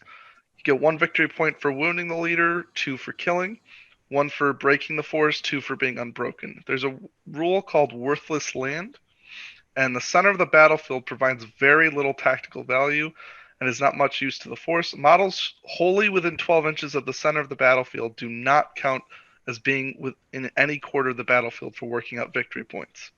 So essentially, you want to avoid the middle of the battlefield. You want to stick to the 4 corners and try to get as many points as possible from there, and then get breaking and killing points.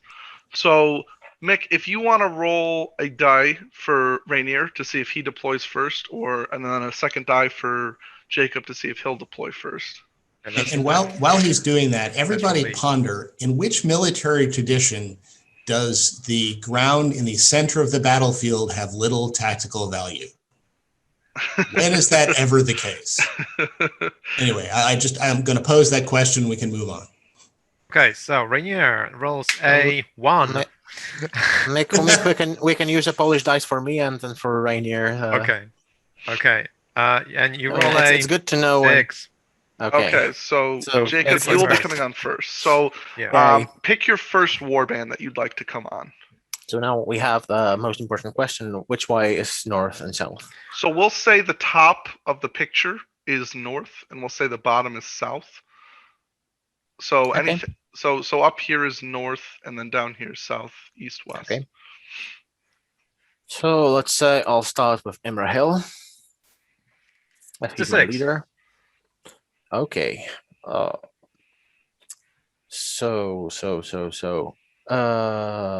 the I'll actually think that, well, you don't really want to have Balrog in your face instantly. That's probably a bad idea, but which idea is good? So I'll put this warband, I'll try to kind of cut off the corner in like bottom left side. This one, yes. And probably it's because it's the one I can see most clearly, but well. So I'll pick a point. Okay, so now if I want to go in there. Actually, I think my list is quite fine with starting in kind of the same place and then spreading out, depending on what the situation appears, especially that Balrog has no might, and in those scenarios, he can end up in some very weird places. So I'll pick a point that's on the bottom edge, and just a bit, just next to this wall, just to the left of not this wall, but the other one. Oh, right here. Like around here. So I'll just move up the thing from there. Like Imra Hill can go a bit further than and with the knight. But the general idea is that I'll definitely try to walk Lady of Light into there. So my placement of the models will be in the way that if whether she comes from the south edge or from the like left edge, she will be able to like get in 6 inches and then have her like shooting protection with her blinding light hit all the models. So that's the kind of that they'll be quite close to each other, let's say. Are you blocking off a space so where I can't come in from behind? No, that's not with this warband. I'll have more warbands here. I don't need to cut. I mean, how does can you pick the point on top of the wall? That's the important question. So Rainier, how'd you play this for? I played it where if it was you could go on top of anything of that. You just start basically. Well, no, not the tower. We didn't use the tower when it came to Maelstrom ones, but the palisades, you came in and you just jumped down. But the tower was like, because it was at like our GT, so we ruled that in the beginning just to cause it to be even. Okay. No, I'm just walking this warband from there, and I mean, I'll just attempt to block off a bit, but not with this warband. It doesn't really need that much space if you want to block off Balrog from coming from different places. You just need models to be a lot apart, because he would need to like start between two models, not move through their control zone. So there's a lot of space. So I say this warband goes into this corner, and then we think we can go to another warband. Okay. Cool. What's your second one? Which will be Lady of Light. Let's see if I can actually. She rolls a 5. She rolls a 5. Okay, so yes. So then I'll walk her from the like left board edge into the in the corner. Like probably there is a bit cut, but like if you start 6 inches from the corner, they're not on top of the palisade, but like probably, yeah, she would end up somewhere there, like start next to the bottom of the palisade, like to the, yeah, and she'll end up somewhere here where you're pointing. Okay. And she would have all the fiefdoms models in the blinding light range, because they were placed this way. Okay. I think that's reasonable. And then we'll do Haldir's warband. Rolls a 2. Rolls a 2. Okay, so I have a choices. I'll might it down to 1. Ooh, interesting. Why is that? Because we'll see where other stuff goes. And that's the command the battlefield scenario. So even though like getting the army in one place is kind of beneficial here, then I think if I put Boromir and Imrahil and Lady of Light in the same place, they can roll through the goblin stuff, and then maybe Haldir could like handle different parts of the board. So in getting if you win priority in Maelstrom, then it's not coming in from the first turn. It's usually a good idea. I mean, I could might it up to a 4, but I just don't think. And this, if it was hold ground, I'd definitely do it. But in other scenarios, maybe not. So let's do Boromir then, and just. So Boromir rolls a 5. Rolls a 5. So Boromir just ends up in similar place. So it will be possible to come in from those corners, but you'd kind of end up blocked off from the rest of the board by my models who are between those parts of the palisade. Okay. And yeah, that's it basically, because Lady of Light, there was no point to cast any spells. I think you don't have any. You have Druzag, but you have I believe you don't have any spells you don't have any spells that Fortify Spirit would protect against, so no point casting this. So yeah, that's my my goblins are my goblins then. will be fearless within 12 inches too of the Balrog as well. Yes, of course. Yeah, so that. Okay, cool. So I guess you can do your. You're in the left-hand corner. I'm in the left-hand corner, basically between those two parts of the palisade. The heroes are more like in the middle, and then the. Okay, I'll do the Balrog first. Which dice would you like to use? The Polish Big ones, question. I'll use the red ones. Oh, so it's like Poland versus England here. You don't have South Korean dice. No, I don't. Wait. Let me find those. Let me just pull those out of my bag. They always roll 6. What a coincidence. So Balrog rolls a 5.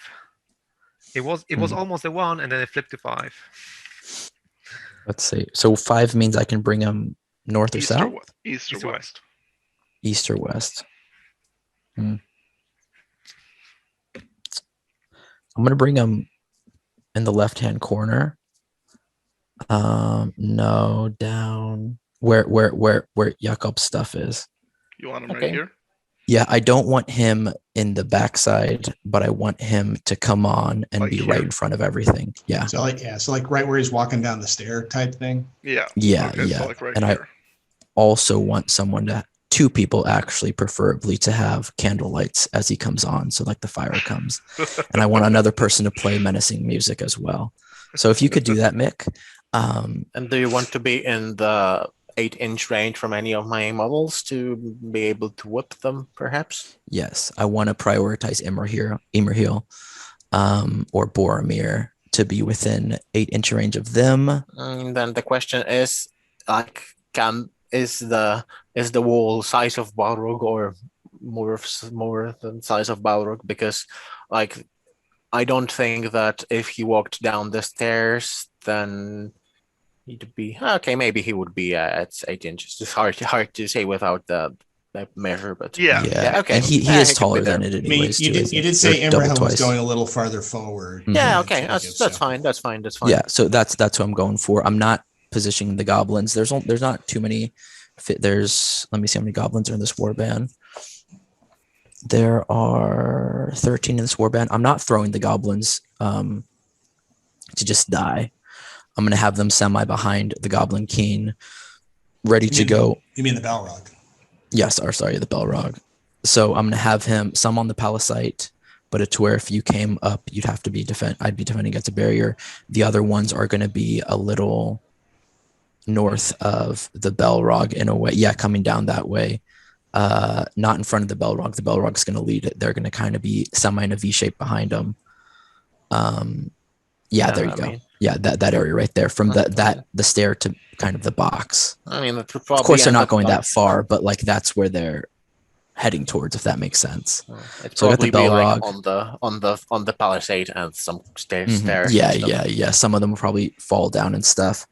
But yeah, I'm basically with the Balrog there because of course he just goes straight down the stairs. He's negating from the red house to the palisade. That kind of range is where he's kind of going to block, but also be right in your face for combat. At 8 inches or whatever. So my next warband will be.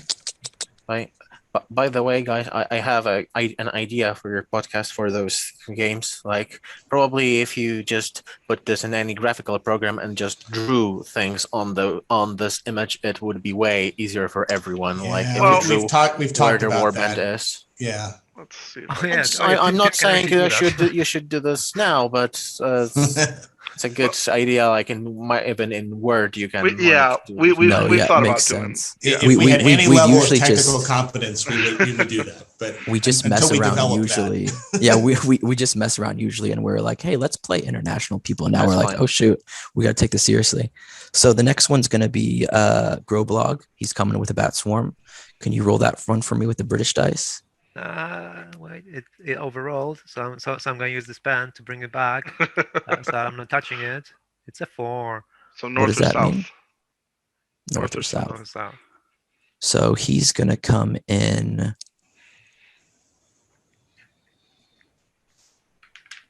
You can might it if you want. To what? A 5? No. You can might it down to a 3. Oh, he's gonna might it down to a 2 actually. Oh yeah, I think that's better. No, I'm gonna come in the southern board. Yeah, there you go. More towards the palisades actually. I'm gonna put Groblog. He's gonna start on the palisade. Because I don't want him to get killed automatically by like the likes of Boromir or someone's gonna come and destroy him. He's gonna go there. Other things are gonna come in around that area. And the gist of it is to kind of block him off from now going from that palisade to the red one going east. I'm not going to be super aggressive throwing it in his face, but it's to kind of like block that off, be a contingent of the Balrog in a way to use. Yeah. Okay. So he's going to come there.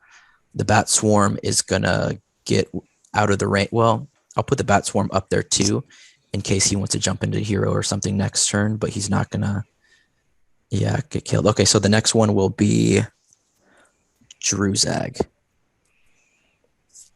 4. North or south again? Yep. Correct. Okay. I'm gonna put him kind of in the same thing, a little more to the right. Coming in, right around there. Cool. Druzag is gonna hide like a coward though behind those stairs. And then my last one will be, how many models are in Haldir's again? 15, Ooh.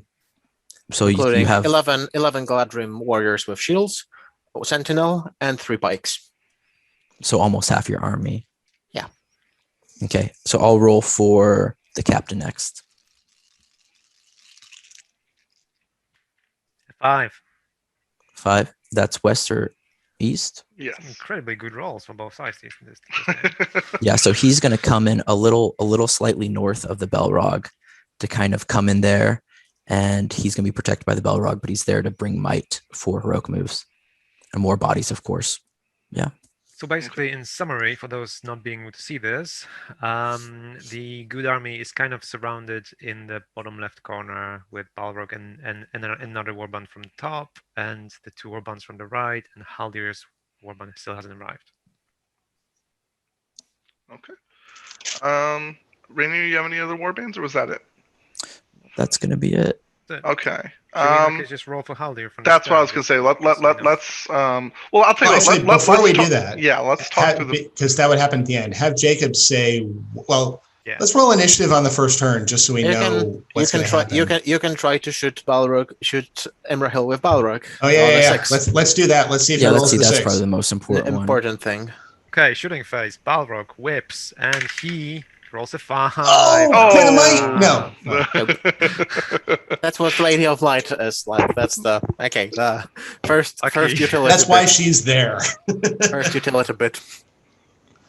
All right, so that's the turn.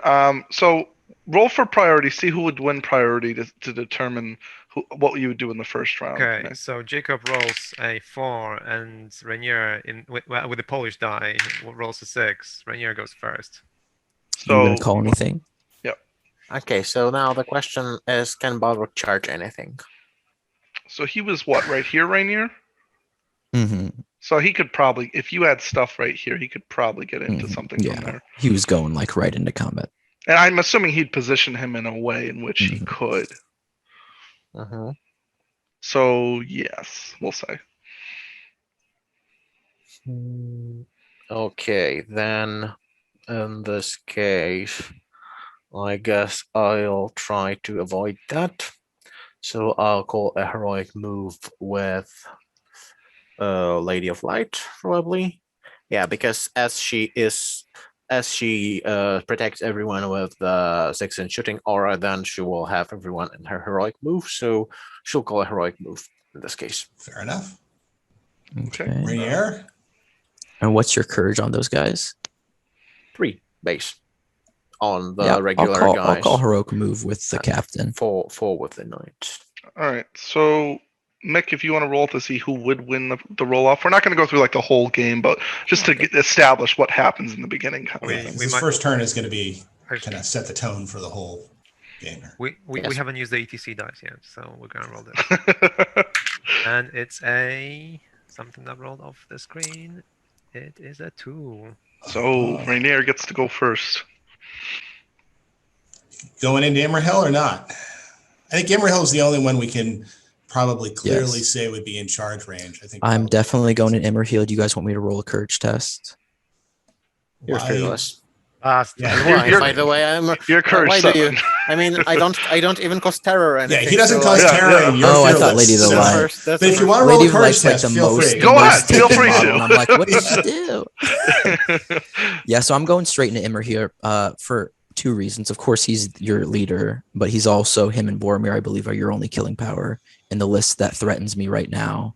Of course, Lady of Light can tear through things, but Boromir and him being mounted can tear through things at 10 inches or run away from things. All right, So I'm going to attack him first. So Rainier, okay, we can kind of abstract that. A scrum is about to happen in that corner. Tell me kind of what, because this is important to my decision. Tell me what else, if anything, is going on with your army and where it's moving. Just you don't have to do figure by figure. Just in general broad strokes. General broad strokes. So Belrog was positioned. I like your list, Jacob, but I think the Belrog is really good against it, because the Belrog I brought specifically because I thought you would bring a lot of heavy hitting expensive heroes. So I wanted to negate their worth in a way, and the Belrog can do that pretty well just because of what he brings. So that's what I want to do. I want to charge the Belrog straight into Immerhill. Also block off that path from the red to the thing. I'm not going to throw bodies away. I have to move, of course, the captain first. He has 1 more might, so I'm not going to throw him away because I want to save him for another heroic move if I need. So he's going to be behind the Belrog or positioned in a way to where he can charge and the Belrog can charge too next turn.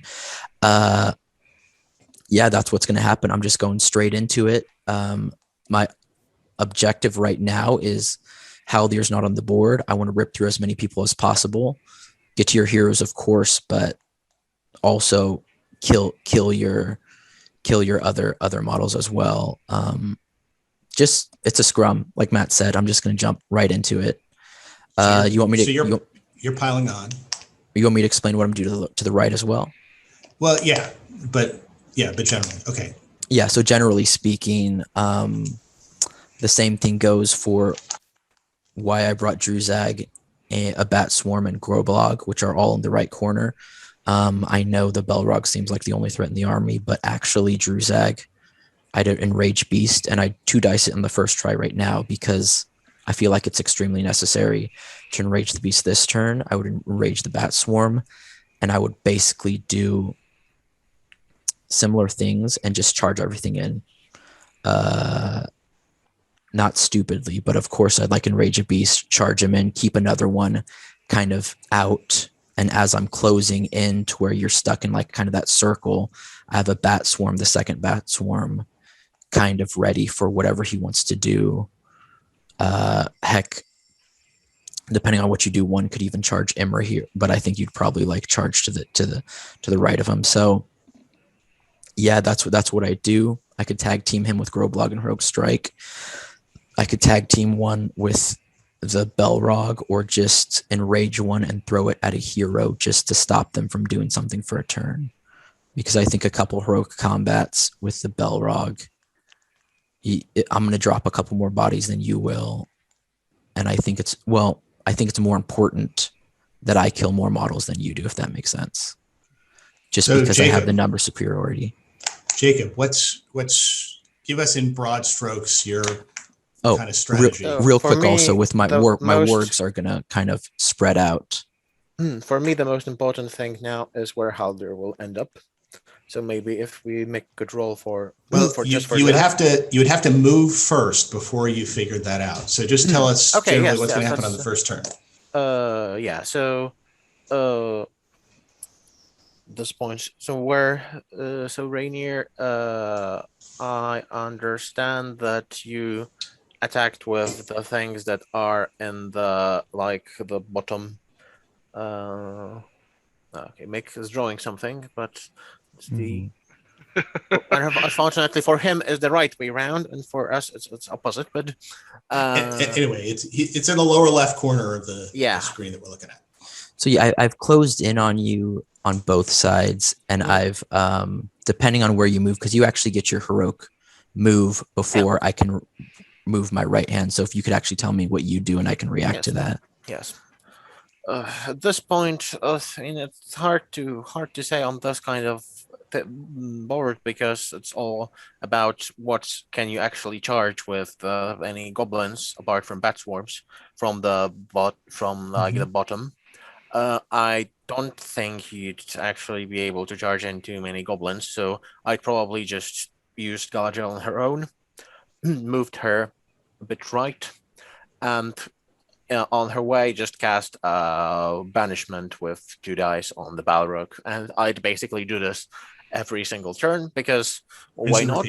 First of all, why not? Second, I'd definitely get a wound through at sooner or later, and that's all I expect. I mean, my objective here isn't to kill Balrog, it's just to wound him and get the victory point for it. And with Lady of Light, it's very easy, because I'd roll a 6 at some point probably, and you wouldn't. And I feel like I have resistant to magic. Yeah, you have a lot of will, you have a lot of resists, but you'd get it eventually. In a game, I won't kill it. I'll just get one through. That's my idea, just to wound him, and that's get a point. Get a point. So yeah, so basically right now, Belrog has Imrahio with a whole bunch of gobbies on that side. I haven't actually moved with my right flank because you get the heroic next. You're just gonna will you throw Lady of the Light into combat? Will you throw her towards my army? I'll throw her right towards your bit with Druzak and Groblock and things. Just on her own. And wait what you'll do. And if you charge anything, then I'll try to countercharge you with all the other models that are there, like Boromir, like Pikeman, like Knight. Is Boromir going to tangle with the Balrog with Imrahil, or is he at this point, I'm just moving Lady of Light, and then it's about what you'll do. If you then what about what you'll do in the corner? And for the rest, after you move, as I said, my idea is, because if I understand it correctly, you have in the north, kind of like left and center, you have Balrog with his 12 or 13 goblins, something like this. And then you also have the captain with some more goblins. So there's about half of your army in there. And the rest is the Druzak and Groblock. So I'll basically... I see that... do you have any bat swarms in Balrogs or in I do have a question. Are you calling with me with Galadriel? No. As I said, I'm just moving her on her own. And then what was your question? do you have any bat swarms with Balrog or with the captain? I do not. The two Okay. are on the east side. Yeah. Okay, because then my idea would be to try to position Boromir the way that he'll if possible charge captain next turn. Okay, so the captain was Because behind the Balrog. yeah, and I can be a few inches from Balrog. That's fine. I don't mind. Call heroic combat too to get in if he. Okay, yeah, just to throw that, Because like I did say specifically, like, he's got one more might, so I want to keep it. So he's going to be really good. Well, all right. So I mean, again, general concepts here, because we're not going to play the entire game out. I know. So you're going to take Boromir. It sounds like what you're saying is you're going to take Boromir. You get charge in somewhere so that you can kind of set yourself up to attempt to take that captain out the next turn, maybe with heroic combat or something like that. Because this turn, Balrog is fighting Imrahil, and my idea for Imrahil is to call heroic defense. Heroic defense and try and stick around as long as possible. Basically. And it doesn't even have to lose against Balrog. Balrog has about 50% chance of rolling a 6 with 4 dice. So if he doesn't, I'll probably be able to even win this combat. It's not a huge chance, but there's about 30-40% of even winning, even without might considered. And then my idea for the Haldir's Warband is, if possible, to come in from the bottom. Let's roll up Haldir and see what happens. And Haldir has one might or 2 might. 2 might. He only used 1 for the because then my guys, basically most of my guys will try to get the Druzak and Groblok's Warband, because I really don't like Druzak and I'd like to see him dead ASAP. But Boromir likes solo missions, so because you have no bat swarms on the top and you have no heroic strike on the top, you have Balrog, but Balrog, I can try to tie him down with Imrahil, maybe, with heroic defenses. Then I'll focus on the bottom and just put Boromir on the top to kill stuff, if possible. Okay. So most of my models will just go right, and then we'll see where Haldir goes, basically. Well, let's hope you don't roll a 1.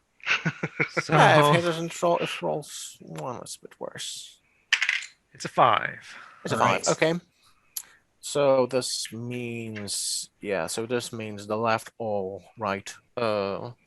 Thanks. So my idea at this point would be to, because I initially what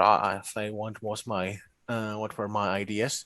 Like, my ideas were either to come in from behind Groblok and Druzak, try to get this corner and just kill them with the elves. But what actually can also happen, and with 5 I wouldn't need to use might on that, is I can put them behind your goblins on here, and then try to get through them as quickly as possible with elves and Boromir. I think with rest of the army heading towards Druzak and Groblok, that's kind of reasonable. So I want might the top or down, and I'll try to put them next to the stairs, this kind of thing. So just to cut you off from the. That's the problem. Especially with Maelstrom scenarios, it's very dependent on exactly can a certain model tag someone else. Is it 6 inches? It's 7 inches, and speaking on such general terms is difficult. But that would be my idea, to try to kill your models on the bottom with my guys, with the pikes, with 2 knights, with Lady of Light. I don't really need big heroes there anyway. Then the Haldir and elves, and possibly Boromir if he manages it, they'll try to clear the goblins, and then Imrahil will try to tank the Balrog basically with heroic defense. Okay, so what we'll do is, if anybody has any last minute comments, we'll take those real quick, and then Mick and Matt will ask any questions they have, and they'll determine who they think they'll win, and if they go one way and the other, then I'll determine who wins on the third vote. So you guys have any last minute statements before they ask questions? Yeah, I do want to say that I don't Closing arguments. mess around with rogue defense, and especially with an expensive model like the Balrog, I would hurl that sucker when it comes to Imrahiro, especially with a 9-inch strength. Imrahiro's strength 4, so he's going 5 inches plus something else. So I would hurl him through battle lines. Blinding light, I don't care about blinding light with a hurl. So especially that your army's all bunched up. I know he calls heroic combat automatically, so there's a 50-50 chance he goes first. Hurl him and hopefully hit a lot of your defense 5 pikes, which would wound on 3s. Maybe even 4, 5, sorry. 5, yeah, excuse me, sorry. Look at me, I'm already trying to tilt the game. Wound him on negative 2s. So that's what I would do with him. I would not play around with that. I know the game is not going to last, I want to say, over 6 rounds. So with that said, I do not mind 2 dice willing it to resist plus an extra will, even possibly maybe 3 willing it to an extra 1 to stop the Balrog from getting that cheeky wound, because that is 1 victory point. I think it's smart of you to do that, but I don't think it's game changing in this scenario. My wargs are in Druzag and what's his face's Groblog's. How many bows do you have, or is it just Haldir? Haldir and Sentinel. Yeah, Sentinel will try to get some goblins that are not within 12 inches. Yeah, like bring them into heroic combat or something with Boromir. Yeah, that makes. Oh, also they're fearless too, so you can't. Wargs are not. Oh yeah, well all my wargs are in the south, so they're gonna all split because they're just there for objectives. Yeah. They're gonna go to the east board because now that I see where you put the elves, I'm going to flip the switch. I'm not playing defensive. I'm just going to attack you and maybe even 25 myself. The wargs they might run away if I do, but who cares? They're going for the objectives in the corners because now it's kind of a grind game here. Druzag is going to cast his shenanigans on one of the warbats. Warbat might even charge the likes of, let's say, Boromir or another hero to tie them up and potentially wound them or something like that. I don't even mind, to be honest, because right now my army is surrounding half of your army. I don't mind enraging a warbat and throwing him in to take out 2 or 3 regular troops. Because my idea is to kill as many, hurl. After the hurl, my Moria goblins, potentially would I want to charge them. They get 1+5 for fight if you're trapped, which a lot of your guys will be on the floor. And also they get 1+ with the crown from Groblog. So I'll actually be matching your fight value if they're on the floor. So that's just my thing. Send some wargs to the flanks, attack pretty hard. Jacob? Yeah, you definitely have mobility in this list and you can make it work. So about hurls, you won't be hurling Imrahil is obviously a good decision in this case, but because you charge him first, I'll know exactly which is the path he'll go. So I definitely won't put too many models in it, and if you hurl him there, he'll just join the rest of my army basically, like the pikes and Lady of Light, because they'll be in this direction. What I'll attempt to do, I'll definitely try to get the corner, get the top left corner, because that's where my elves are at, and if Boromir will be able to get in there without getting a batsworm in the face, which is quite likely because the batsworm would have to go through my lines to get there, then Boromir can quite quickly just burn through the might and kill a lot of stuff there. The Balrog, it's always the question of randomness with Balrog, because he can hit with his whip. He can if he hit even if I charge anyone with Boromir and you can't just straight charge into this combat, then it's 1/4 of a chance that you'll actually hit this Boromir with a whip, because after moving you hit on 4 up, and then on 4 up you hit Boromir and not one of your goblins. And if you just pull one of your goblins into base contact with Boromir, I'm fine with that. So I believe I'll be able to kill the goblins on the top quite quickly. That also depends on Imrahil, and yeah, you will have mobility to get the like upper the best quarter that's like top right. That's definitely one of yours. But about the rest, it's nice trivial to say that I'll try to play it well and win, but that's basically.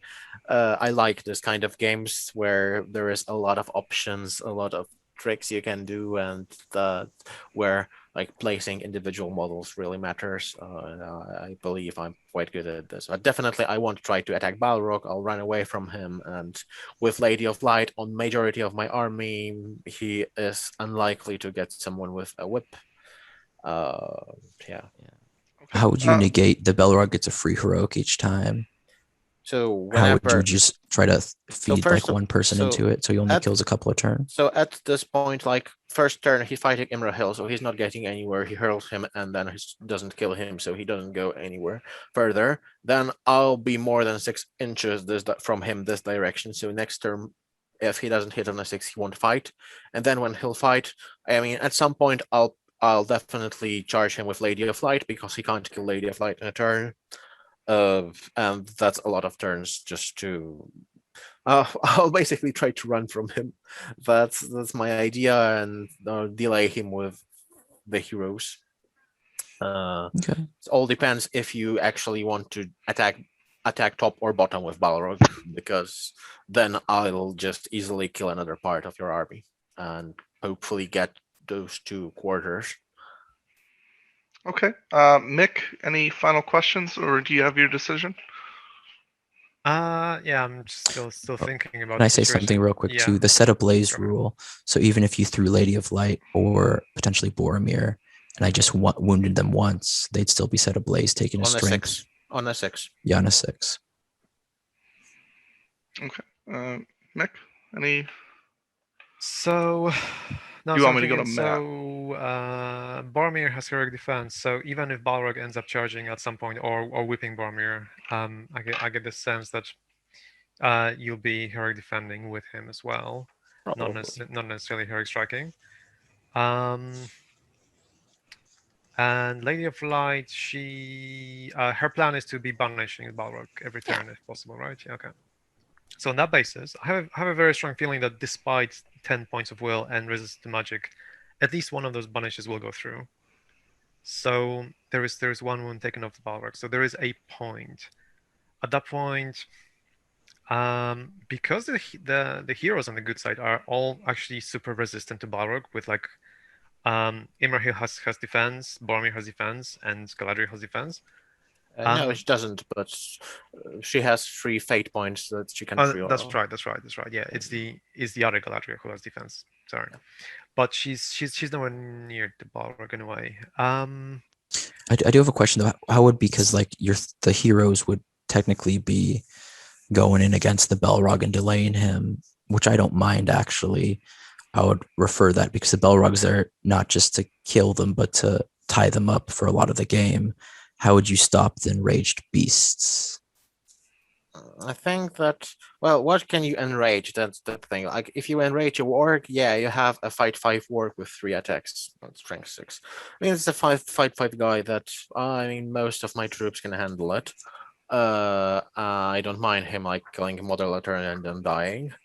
And then bat swarms, yeah, I mean, they're not that terrifying. I believe that, like, that Spider Queen, that Enrage, yeah, that's terrifying, definitely. But bat swarm, like, he can't kill a hero on his own, definitely. He'll have, yeah, strength 5 and 4 attacks, and fight 3, which will end up, like, dying with my fight 6 guys. That's one thing coming in like, the game too. If you charge him, for example, into Galadriel, then I can just surround him, strike, or even hope for the best, because yeah, it's not that terrifying. I don't mind channeling it. So I mean, I have 3 might down there with Groblog, so I don't mind channeling because Groblog's there, of course, for potential strikes. but also Okay. like the moves off. So I don't mind channeling, which would bring him up to 5 attacks, fight 4, having everything, including when you heroic struck up, which is doable. But let's say someone like Galadriel or even Boromir, defense 6, they go down to defense 3. Okay, you could heroic strike it. You'd need, yeah, it's doable. You need like what, a 3 to 4 to tie it and a 5 to 6 to beat it. Which And is if you then, don't beat it, like it can do some but damage. it's also like in a Oh. vacuum. Like if you channel the thing, there are only certain models where like attacking them with a channel bat is really worth it. Mhm. My heroes, and then if you channel it, then like I will probably have heroic moves so I can put them out of range, like get them covered with other models, like put them into combat and then model without a put a model that's not in combat and base contact with them and just block you with heroic with control zones. There are a lot of ways to stop a bat from charging someone. I That's just think not for me, it's like if I don't get the bat into a hero that round, I wouldn't mind killing 2 models, especially since you only have 15 in that area. And I know you're like trying to block off and stuff, and even you want to not let me hurl through all your guys. So as is, you're spreading out or keeping them from being super aggressive. If I can pull off 2 a turn, maybe 3 a turn with a bat swarm, and then the goblins also just, there's so many bodies in that corner. I outnumber you almost by 4. So, I mean, you're going to kill stuff, but I'm going to also kill stuff.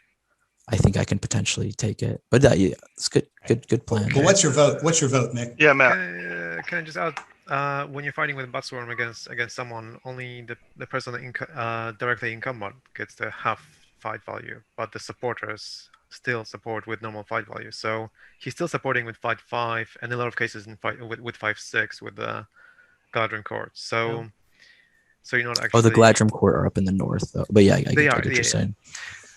Yeah, but you're still supporting with at least fight 4 from the man at arms. And if they're within 3 from Imrahil, they're fight 5. Yeah, exactly. Yeah. So I don't think necessarily the Batswarms are going to be doing that much. I wouldn't worry about them too much. For me, it's just going to depend on how well the Balrog whips Boromir into combat. Because if he doesn't, then Boromir can quite easily tear apart quite large chunks of enemies up in the north. If he does manage to toss him in, then it's gonna be elves versus goblins, which is quite a slow grind. Elves are probably winning, but there's only so many turns that Boromir can hold on against Balrog. I would say there's definitely a point for Jacob with banishing, and I have a feeling that the goblins might break first, which means they will be less likely to actually cover the other quarters. So I would say that Jacob has a slight edge here. So I would say like my vote probably goes to him. Okay, Matt. So let's see. So breaking this down by quadrant, I think I agree with Jacob's analysis to a point. I think Jacob has the top left quadrant, so that's 2 points. I think Rainier's wargs probably get to the top right quadrant, so that's 2 points for him. I suspect, given that there's only 11 figures and some here, or maybe there's more than that. There's 15 figures and some heroes down in the lower right. I don't see Jacob getting, down in the lower left. I don't see Jacob getting to the lower right. So I think I have to give that quadrant to Rainier. So that would be 4-2. The lower left quadrant, I don't know how that fight plays out. I think there's too many, there's a decent chance that the Balrog is going to get wounded by Galadriel, Lady of Light. There's a decent chance that Imrahil is going to get wounded by the Balrog or a bat swarm. So I'm just going to give those points a wash. Breaking, I suspect that there's a higher chance that Rainier is going to end up breaking, but he does have 45 models. It really depends kind of on how aggressive he plays with the goblins. To a certain extent, I think Rainier just kind of wants to keep his goblins kind of out of the fight as much as possible and let, you know, his scary stuff do the work. So I don't know how that comes out. So I think I'm going to flip with Mick, and I'm going to say I slightly favor Rainier just because I think he's got a better chance of getting those extra 2 points for the lower right-hand quadrant than Jacob does. But so with a full realization that, you know, depending on how the combat goes in the lower left, you know, that could flip it. I think I'm gonna give this slightly to Rainier. So I think we can both agree that it's quite close between the two, and it will really depend on each individual moves. Yeah. No, it's definitely going to be a game. It's down to like some courage tests and some whips, basically, There's also, which we can't like. There's also a thing that like the quadrants don't have to be like 0 or 2 points, because there is 1 point for having just more models than your opponents.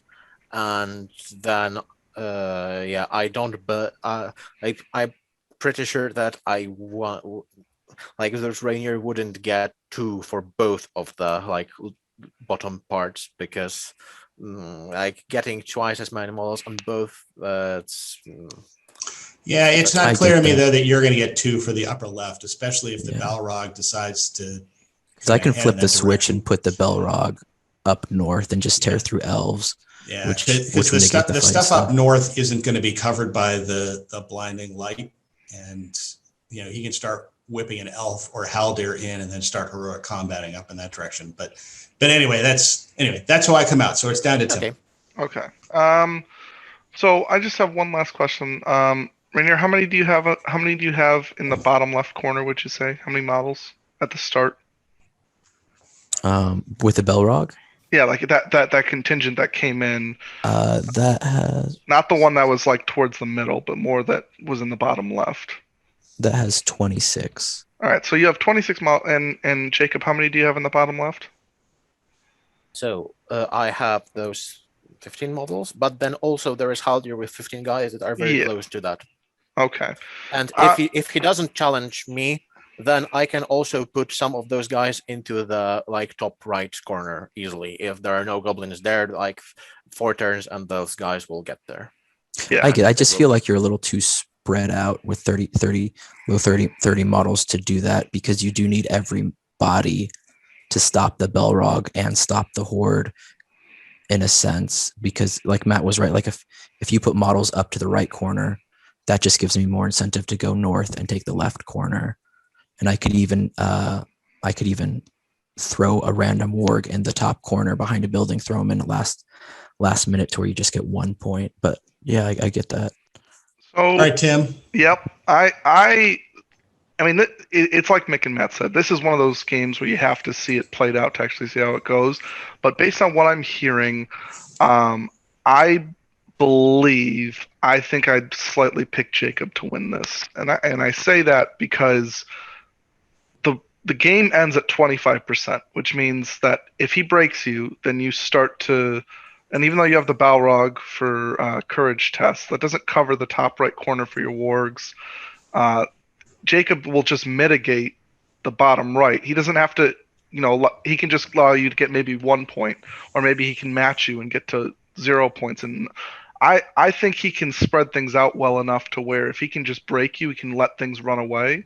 And when it gets to 25%, he'll be fine because he has the courage and the heroes. And I think slightly I'd pick. And that's even Jacob. with the Balrog having fearless within 12 inches. Yeah, but that's not only goblins. That's not the whole. Yeah, it doesn't get the wargs. It doesn't get the wargs. So the wargs, I think, run away in the top right corner. I think the wargs maybe run away in the bottom right.